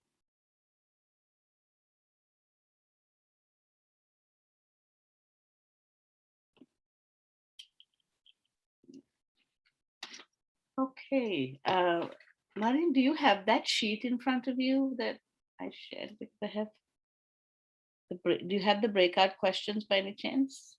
Do you mind posting them? Thank you. So Mariam's going to do post some questions. I'm going to put you in breakout just for about 10 minutes to just talk about this as it relates to what you're thinking of doing. And I know some of you, your businesses are very directly focused on specific communities. And, so the one question is, when you think of your business, who were you thinking of as your customers, right? Did it include the Black, Indigenous, people of color communities who might be missing in your thinking? And applying the principles of equity and brave space that we have discussed, is there anything you might do differently with your enterprise moving forward? And I think that's the reason why I sort of plopped equity in after the brave spaces, because I know all of us, we, even organizations, when we do this work, will say, of course, anybody is welcome to engage in this, but you're not necessarily always thinking, is everybody able to participate, right? Or have you even thought of people?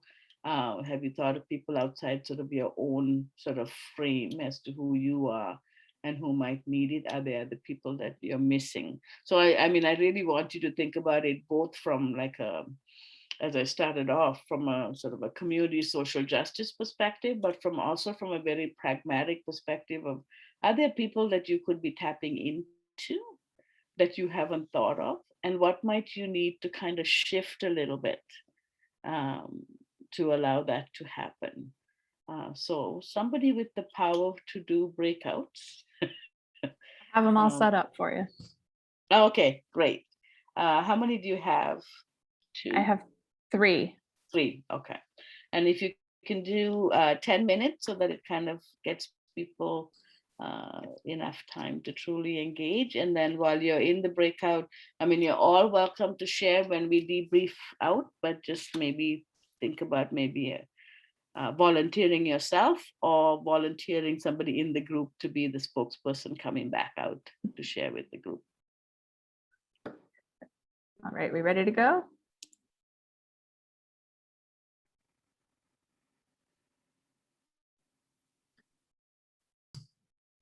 We have 2 Joshes now. Oh. Uh-oh. Sorry, I accidentally left once. I That's pressed the okay. wrong button. I'll reassign you. Thank you.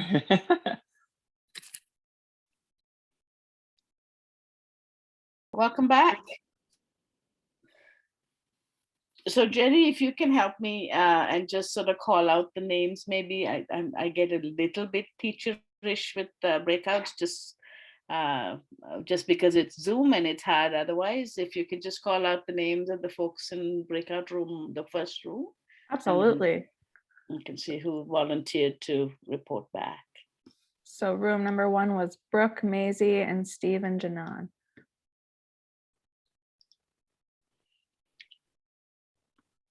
So who? Okay. Brooke, do you want me to summarize or do you want to go separately after? Maisie? Anybody? Whatever you feel is best. We kind of talked about sort of similar issues, problems, or I guess things we're trying to work through in terms of the price point of our products and whether or not that, like, people who won't be able to afford our products. And so that's kind of the similar thing that we're dealing with around for us, like in terms of the things that we want to do. So packaging is a big one for us in terms of using glass packaging and compostable containers as opposed to plastic. Obviously there's a price issue there comparable to plastic. Like, so the consumers that would be able to afford, even paying the deposit for a glass milk in a glass bottle, that's going to eliminate people of sort of a lower, I guess, socioeconomic status from being able to access our product. And then I guess also in terms of access, like people need transportation to get to the farm. Mm-hmm. So we are not accessible by public transportation. And so this whole thing that we're crafting around for our brand in terms of like the farm experience, is that, like, how is that accessible, or how do we accept the fact that like transportation will be a big barrier for some folks to be able to have this sort of farm experience? And also we talked too about even like other types of accessibility issues in terms of maybe like vision as an example. So a lot of our branding is focused on the visual aspect of come and see the cows, and like just some of those word choices around our assumptions of what we're offering. That's kind of where and where are you, Janan? Can you remind me? So we're in between Arva and Ilderton. We're on Richmond. So if you're just heading out of Masonville, 10 minutes on Richmond, you'll find us. The bus only goes so far as Sunningdale, so it would be quite a walk if you tried to get to us from there. So Abigail has posted, hey, maybe you could create an event that is your give back aspect of the business. Yeah. Yeah. Yeah. It might be like a good partnership opportunity as well, like even with one of the community resource centers or something like that. Yeah, that was really what I was also thinking, is that down the road, is there some kind of community partnership? Urban roots. No. Yeah. Yeah. So that you could, I mean, it's good that you're thinking about it, right? And also I would sort of or you look at, what are the creative ways you can subsidize the deposit costs.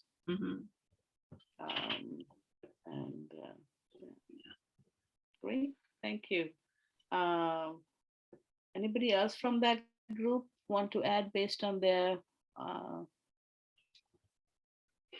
enterprise? Expanding on that, Steve made a great point. He said, we're not going to be able to solve every problem, but if we can at least make a change in some sort of way, then we're going to contribute in some way. And Janan gave me some great ideas about organizations to look to maybe contribute to or donate to them. And we also touched on the fact that we both kind of offer like a luxury item. If I sell candles, it's not a need, like it's not a necessity. So I have to recognize that and then do something about it. If I can like offer them to people that would either get a good feeling from it, or if I can financially donate to some sort of organization, then that at least does something, even though it doesn't solve every problem, I guess. Yeah, and I wouldn't necessarily, I mean, I know that candles can be perceived as a luxury item, but I also know that candles are part of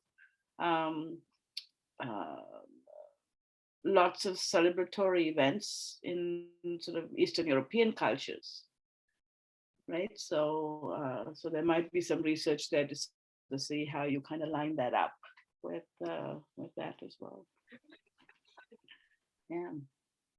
Anybody else from that group who had something to add in terms of their reflections?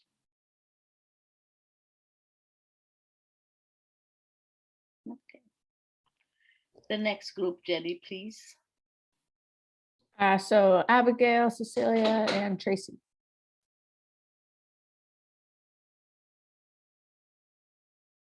I think Evody has her hand up first just before we go. Oh, yes. Thank you for noticing. Evody.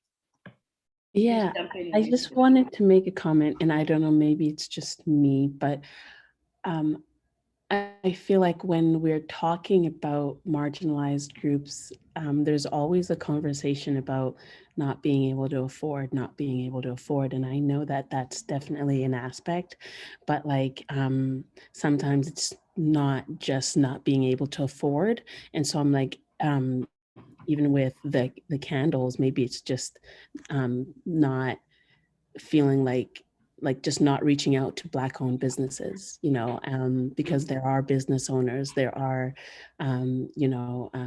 events, there are, like Dharshi had mentioned, there's different things that it's not always that people can't come out to the farm. Maybe they don't even know there's a farm, that having access to that kind of information, and not always just that they can't afford it. So I just wanted to put that out there.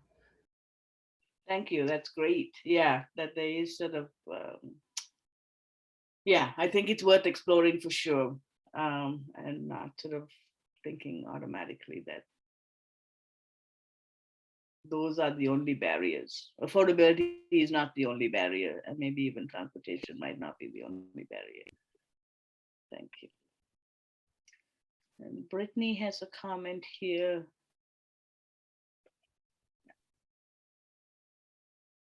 Thank you.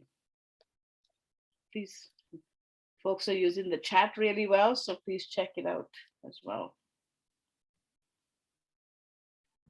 So I kind of wanted to just expand on that as well. Like I'm in the French community, and my son goes to first language French, and I know a lot of, I'm not saying all by any means, but I know a lot of the French Francophone community is actually Black in London anyways. And so maybe you're missing that demographic just by a language barrier even, which I hadn't even thought about until Evity kind of brought that up, and it kind of just made me think about it.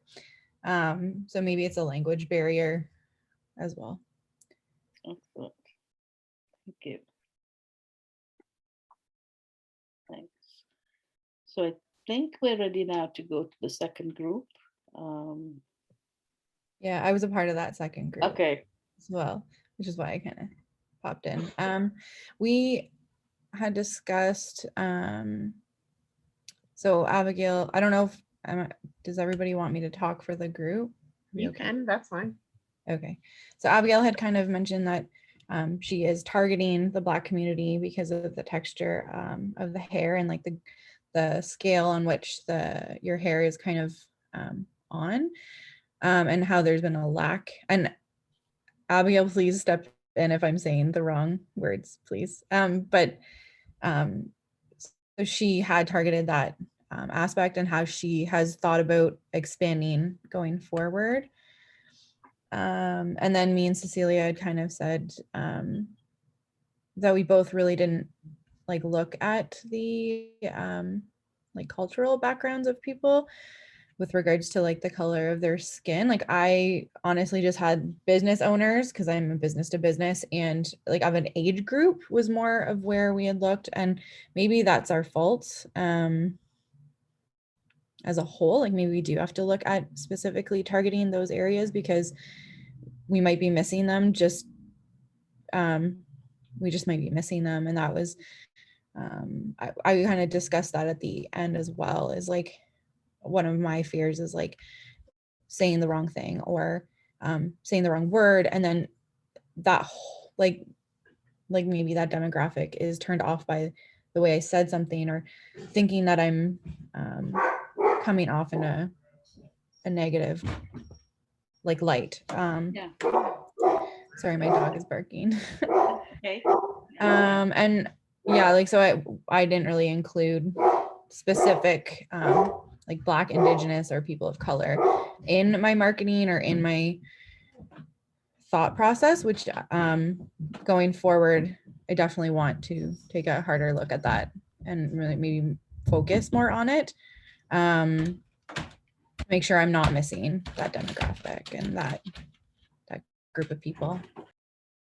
Something I just thought of, Tracy, and for you and Cecilia, because your businesses are targeting like diverse demographics, making sure that like in your marketing materials you reflect that. So having people of different races in your marketing materials can go a long way in attracting a wide demographic of customers, because they see themselves reflected in your business materials.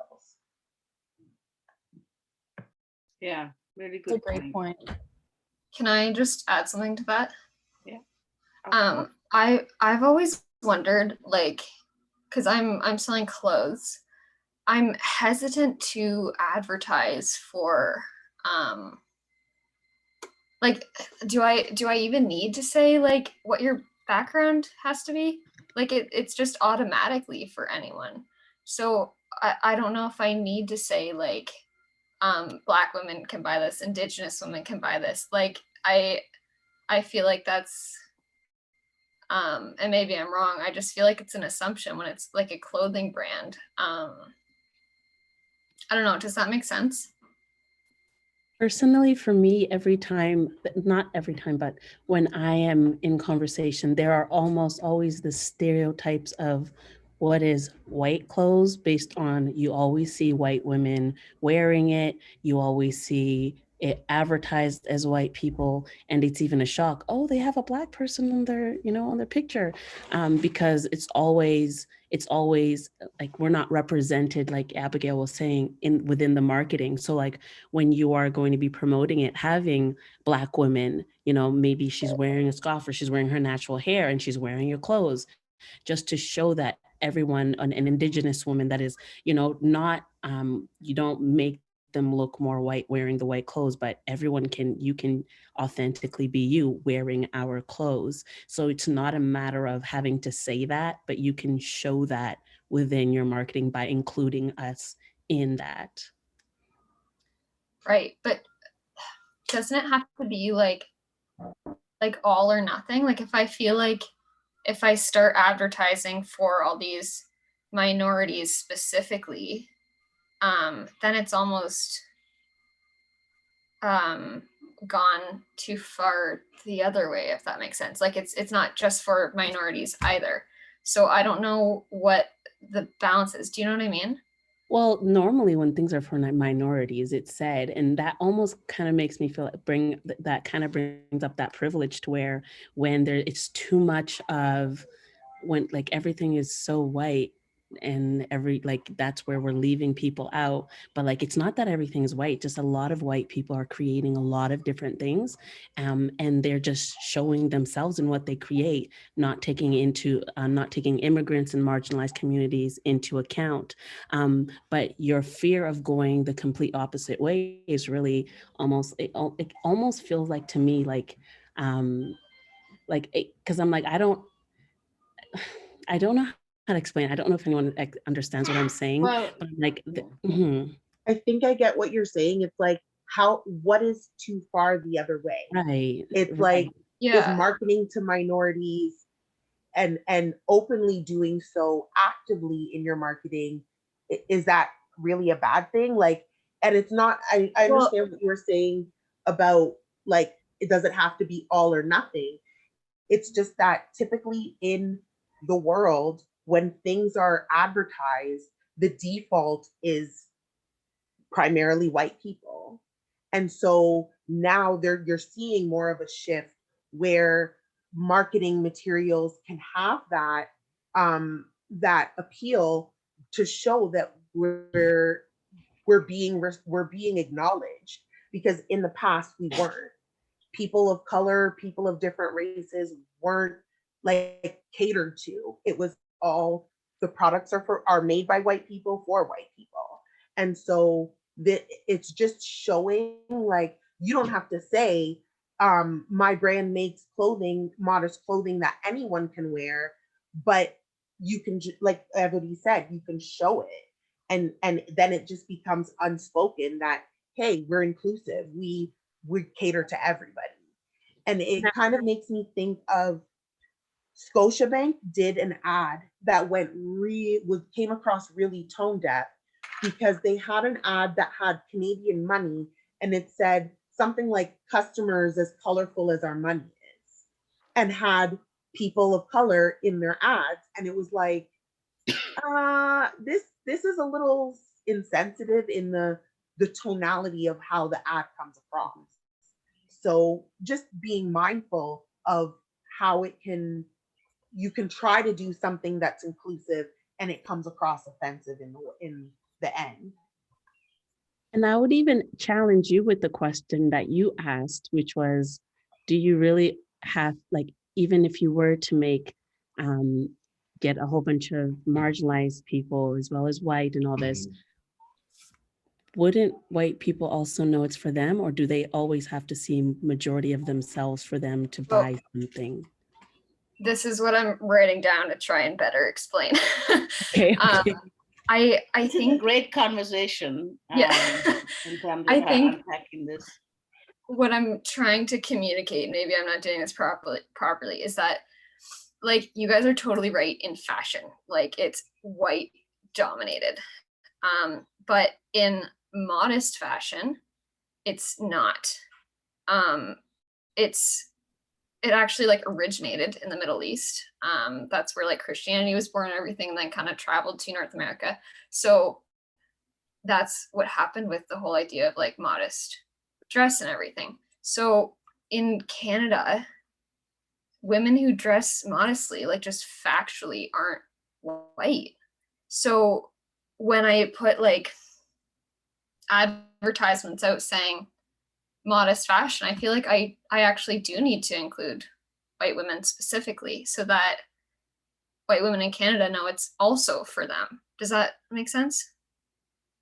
Absolutely. Like I just Don't disclose them. Absolutely not.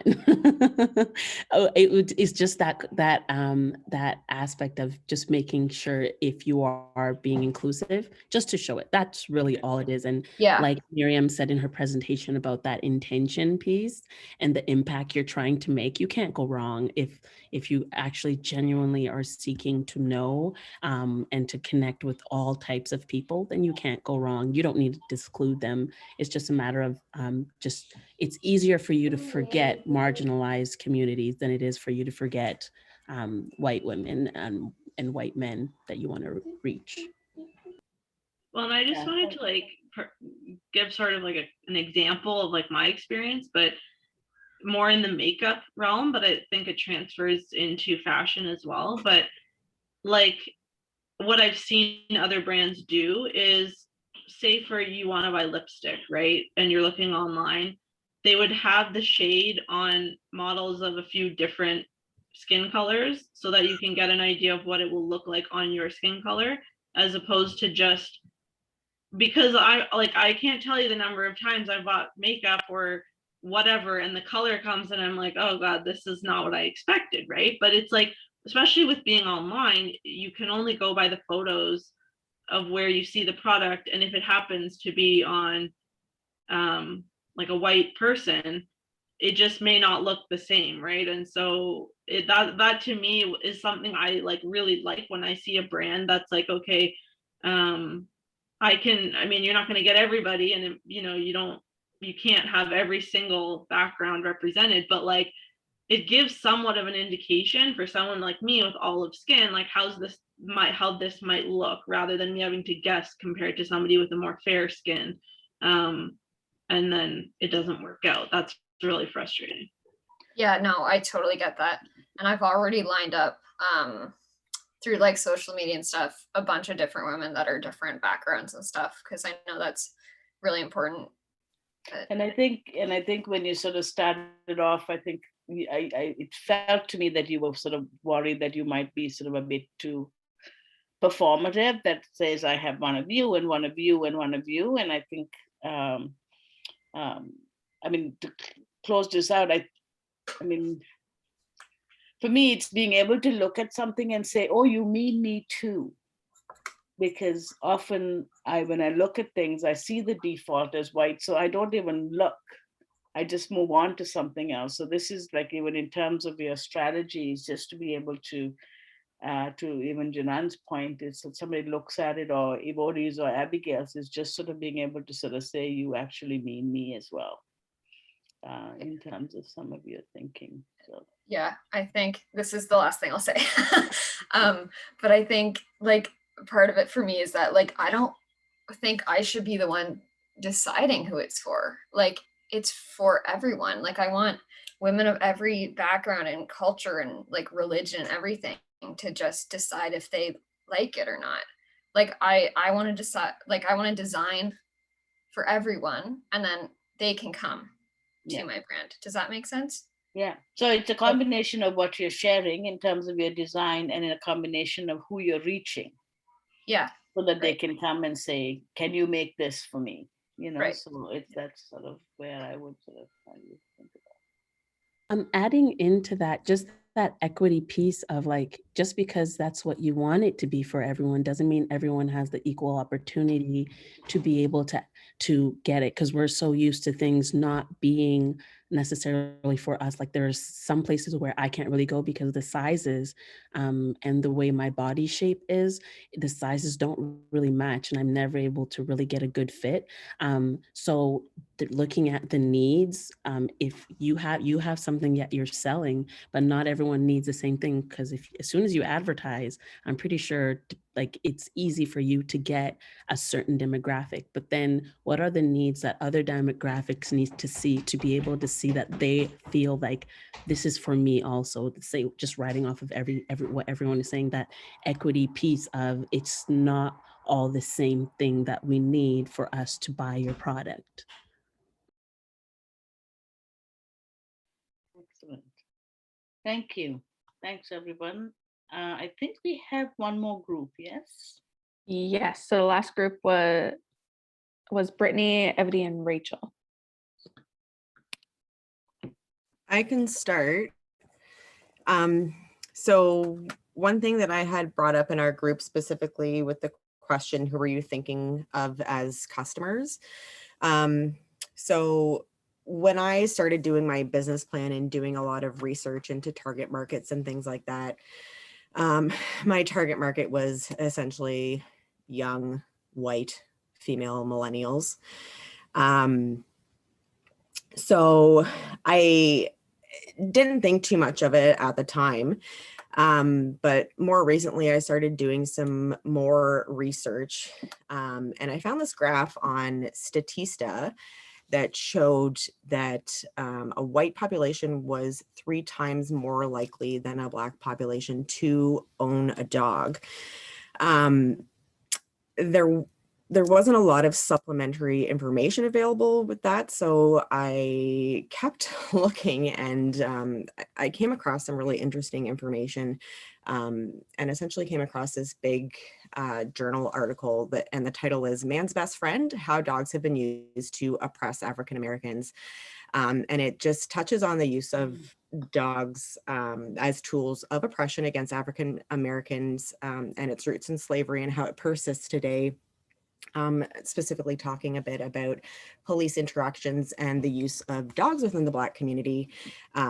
So that was really just kind of eye-opening information and something that I wouldn't have necessarily thought about a couple of years ago, but definitely something that I want to look more into. And Evity was gracious enough to have a little chat with me about how it could kind of bridge that gap. And she said, and correct me if I'm wrong, but there's some thoughts among the Black population that they can't have dogs or aren't allowed to have dogs or something along those lines. So that there's maybe a way that she can help me bring back a more positive light and have everybody see that dogs can be a positive tool for health and wellness. So that was definitely something that I found really interesting among the research that I've done on dog ownership and how it affects different populations. And just to bring more light to it, it's not that we don't feel like we're not allowed, but it's more of like it is kind of like swimming. This thing where, oh, Black people don't swim, when the reality is that we just never had access to swimming lessons. It's the same thing with dogs where, oh, Black people don't have dogs. Like if you have a dog, they're like, what? Like it's taboo within our community when there's so much behind that. And there are Black people that have dogs and feel like they feel like they're not allowed to have the dog because of people within the community. There's a lot of, like my own family, like that's what it was, had a pet once and they're like, no one's coming to your house anymore because, or like back home, all the dogs always stay outside. It's always just a guard dog. So there's a lot of conversation to be had around just that space where you're allowed to have a dog. It's okay for you to be Black and have a dog.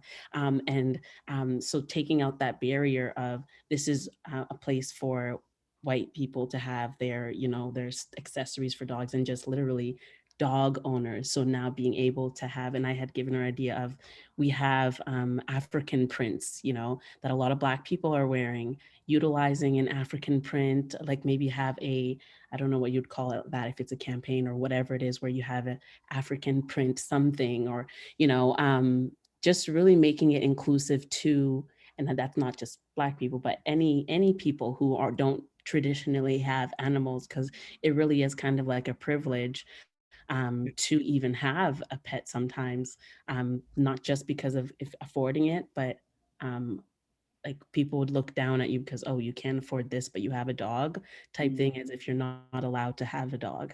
So yeah, thank you. Thank you. This was a really good conversation. Folks really took it and went into a pretty deep dive with it. So I just wanted to sort of, I'm delighted with some of the conversations you put into the room today as you were talking about it, and just sort of thinking about, like, don't underestimate the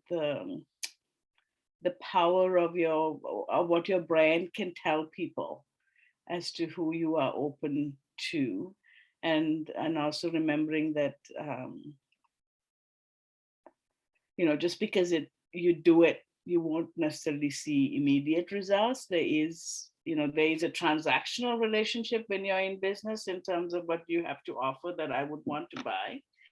But the transformational piece is, how are you going to sort of, as you put this lens on, maybe develop some key relationships so that it's clear that you're doing it with an intention to be sincere and authentic as to trying to make your product inclusive and accessible to everyone as well.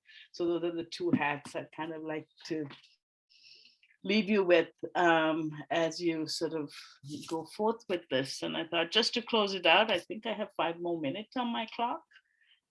So just a one word, just check out as to how folks are feeling as they're leaving the session today. And maybe I might start with Tracy and then Brittany. So I'm feeling pretty good. I feel like we all had really great conversations, and I think it kind of opened the floor for more conversation going forward. And I really want to take more of a deeper dive in reflecting on the business plan and the marketing and how we can include all demographics in our thinking going forward. So feeling pretty good. Yeah. Thank you. Thanks. Brittany and then Brooke. Can you come back to me, please? Sure. Brooke and then Maisie. I also feel good. I feel very inspired to make this more of like a priority and actual like project to work on instead of just being an idea.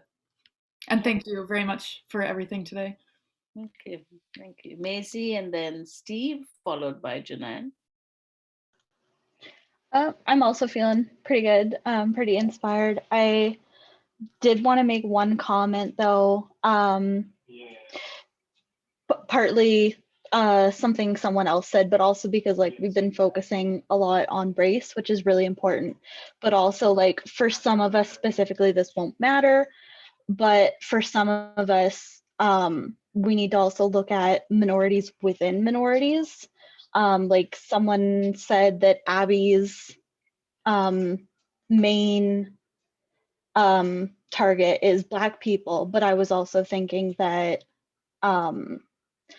like looking at disabled people within the Black community, because like from what I understand, like there's a lot more work that goes into, Black hair care. So like, I think looking into a disabled perspective is really important in that context. Thank you. That's a really valid point, Maisie. Thank you. Mm-hmm. Yeah, no problem. Different identities. Thank you for raising that. Thank you. Steve and then Janan. I would say one word for me would be reflective. Lots of listening here today, lots of perspectives that are very different from my own. So I made a lot of notes, and there's a lot of mental churn going on. So yeah, there's a lot of reflecting. Great, thanks. Janan and then Rachel. Yeah, I don't have one word. I think my reflection is, I think there are areas of reflection that we are more comfortable with, and other areas outside of that maybe we're less comfortable with. So to Maisie's point about talking about people living with disabilities and how that might factor in, that's definitely an area of this sort of intersectional work that I'm less comfortable or familiar with. So trying not to stay within my comfort zone, I guess, of reflection. Yeah, great. Thank you. Rachel and then Cecilia. I feel okay. I feel like I have a lot more awareness. I don't know, that's kind of a hard question. I think just for me, this conversation just really hits home that the learning is never done. And I think it's something that I need to work on consistently and use it in a way that I can kind of hone in on my business values and use those to make better business decisions. Yeah, I think it's just a really interesting conversation, and just makes me a lot more aware of my own biases and work that I need to do. Yeah, thank you for sharing that. And really the intention is, like, reflection probably might be the word of the day, is that you may have you leave today sort of thinking about what you're doing slightly differently, right? And maybe hadn't considered. Yeah, so that's great. Cecilia and then Brittany, if you're ready. Yeah. I'm kind of the same as Rachel. I really enjoyed this conversation. First of all, thank you for being here and for leading this. I think for me, it's difficult to navigate because like my skin tone is majority, but my religion is not. So I feel like I'm kind of in both, if that makes sense, when I'm trying to I don't know, like market. Because I feel like I'm marketing to a minority, but then I'm also not, anyway.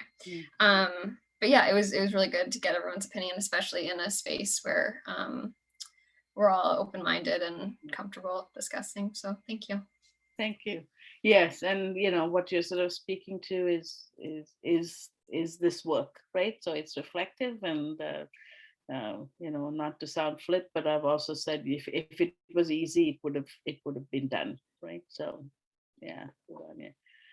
Brittany and then Abigail. Yeah, so I guess like what I've kind of drawn from this is like I am often very involved in the communities that I'm a part of. So like my school community and stuff, I've done a lot of student advocacy. And so for me, kind of thinking about when I'm transitioning out of being a student and into the professional world, like how can I keep doing that both within my business or if I do something else. And for me, I always know that like self-reflection is always going to be a part of it and learning keeps going. But then I also feel like I have a responsibility to continue these conversations. And so how can I do that? And with my own business, I very much want to build a community of double read players. So how can I incorporate these principles within that as well of just anti-racist work? So that's just kind of what I think I'm going to be thinking about. Yeah, thank you. Thanks for taking the time to reflect on that. Abigail and then Josh. I'm feeling good. I'm glad we were able to have this conversation. Honestly, it's as a Black person, I tend to have a lot of these kinds of conversations. It just happens in spaces that I'm in. So I'm really grateful that we were able to have this conversation amongst this great group of people and really tap into our differences and our similarities and where we kind of can all see eye to eye on things and yeah, I feel really good about the conversation. Great. Thank you for leading it, Dharshi. Yeah, thank you. Josh, and then to close us out would be Bodhi.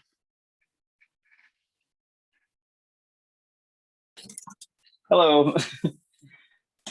One thing that I really took away from this conversation I really felt, like when I heard the discussion with Cecilia, how easy it would be to forget, a specific, or how easy it'd be to forget just being inclusive, like to Cecilia's case, it seems really easy to not think about, the both gender, well, maybe not easy for Cecilia, but the race, that you're targeting in general or specifically, like a lot of things can be, just overlooked out of like, neglect and just not even thinking about it. And it's really important to make sure that you actually have an effort to be inclusive. It's not just something that happens if you're just, genuine. So that's kind of what I took out of it. That was one part, at least. Yeah, thank you. Yeah, it is the intentionality piece, I think, is what the purpose of most of our discussion today is. So thank you. And Evodi. Yeah, I first want to say thank you, Dharshi and Mariam, for this space. I feel super hopeful for the change that's possible. I feel enthusiastic about the work that has to be done and empathetic to the process. This has been work that I've been doing since like 2017, just on my own time, and I feel like it wasn't the society wasn't really ready for that on a grand scale. So I was always kind of being defeated. I was always kind of like no one could see it, almost like I'm in the Truman Show, and no one's seeing what I'm seeing, and I feel like I'm crazy. And so this conversation is very like, I'm like, wow, there is space for me in what I'm doing. People want to change. This isn't the same thing as, we like to think about racism and like, as a whole, but like when we're the generation of what was born or what happened, and we're not necessarily the people who implemented it, there's a different kind of work to be done, and there's more grace to be given, more understanding and empathy, and and stuff like that. So I'm very excited and enthusiastic about going forward, and even like for this whole class, I would love to chat with anyone to see if like they need that, that just having a conversation about that inclusivity, or making it more inclusive when it comes to the Black community and all that. I would love to chat more about that, because this really lights me up and it just sparks so much fire within me. I feel like just, talking for hours. So yeah. Thank you. Thank you. Yeah, thank you, everyone. I think this was great reflection. I feel like you sort of held the truth of a brave space as you brought things in, and you all shared generously with each other with ideas. So I just want to say thank you. You kind of made my afternoon. So I'm leaving feeling very energized by you. So thank you for that. And then I'll hand it back to Jenny. You introduced me, so I'm just handing it back to you, thinking, I don't know whether you're closing it out. I don't know who's closing it out, but I'm giving it For back. sure. So thank you again for being here. I was selfishly excited to see some old faces back in here, but for the folks that you first met today, I'm sure that it will be memorable, and I hope that you can continue those connections moving forward, because the Mariam and Dharshi are very valuable connections to have. So thank you again, Dharshi and Mariam, for joining us today. And then if anyone does anyone have any other questions, or did you want to connect with Dharshi and Mariam outside of today, because we are running out of time? Their emails are on FOL and in the slides, so it'll be available to you. Thank you. Yeah, thank you for having both of us. This is really great. Awesome. So if we want to give a big Leap Junction wave, we'll see you guys later. Thank you both so much. Thank you.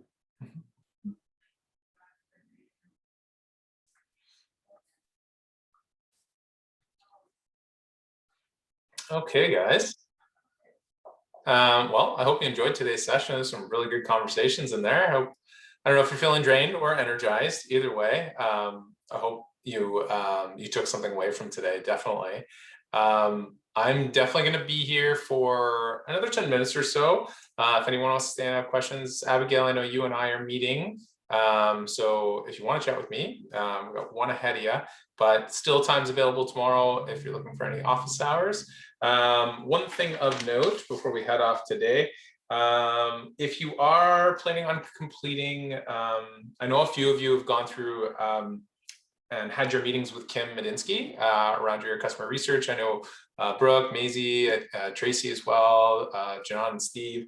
So if you haven't done so yet, you only have a month left to access her stuff for free, not just the workshops, but actually taking time and having a meeting with her, because that will expire on July 15th. So definitely, if you are planning on doing so, take advantage of it because you'll get some value there. And then there was something else that I honestly can't remember, and I probably should have wrote it down.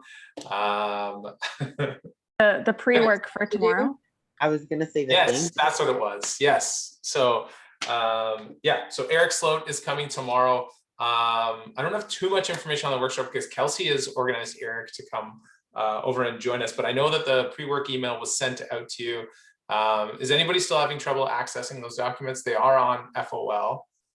Everyone's good there? Okay. Cool. So yeah, make sure you just take a few minutes. It won't take you long to go through that stuff. Fill out the worksheet to be ready to participate in tomorrow's session. Does anybody else have questions, comments to the group after today's session? Really good. I was wondering if everybody wants to get together or like maybe make it open to the group if you want to come on Friday. I don't know if we did it on the Friday that just passed. I missed it obviously, but we had done it like a couple weeks ago. We got together on Friday. There were only a few of us, but maybe we can continue the conversation or talk about like ads and marketing and that kind of thing. On Discord or in person? Yeah, just in Discord. Gotcha. We could all go to a patio. We could all sit four at a each and like just well, like we met at like 10 across. a.m. So I don't know. We're gonna go to a patio at 10 a.m. 5 o'clock somewhere. No. Yeah. My backyard. Yeah. Tracy, do you have like anything that you posted so everybody is just show up on Discord? That's it. Yeah, we just kind of showed up at 10 o'clock on Friday. I know it's still in a couple of days. We could still talk about it tomorrow, but if anyone's interested, I would be open for that too. Very cool. Thank you for taking the lead on that, Tracy. Jenny, you have anything else to add? No, I don't believe so. I think I said most of my bits. Okay. I wanted to, I just thought about this, but because it's kind of like what I'm doing too, if anybody was interested in like doing like a 30-minute consult and then afterwards doing like a testimonial for me, that way I can kind of use that for my website. I would be interested in doing that. Awesome. Yeah, you guys all have each other's emails, so yeah, definitely the group email I sent out to you guys has everybody's on there if you want to do a blast that way and get in touch with everyone.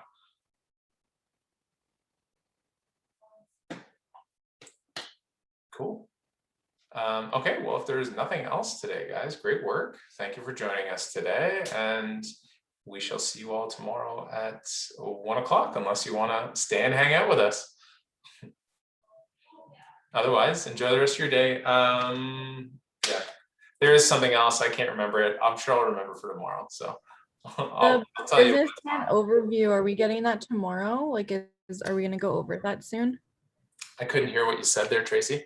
The business plan, you said that it was going to be more of like an overview of the business. Are we going to go over that maybe tomorrow, or is there time for that? Or there is. It is coming up quickly. Yeah, it is. Yeah, we have a business plan kind of finalization workshop coming soon. We have sales week next week and public relations. So it is after next week that we'll be doing that. Okay. Okay. Thank you. You're very welcome. So I think we have it planned for the 29th is the day we're doing that. Cool. But if you have questions about it and you want to chat one-on-one, you know how to get in touch. Awesome. All right, guys. Enjoy the rest of your day. Happy Wednesday to you all.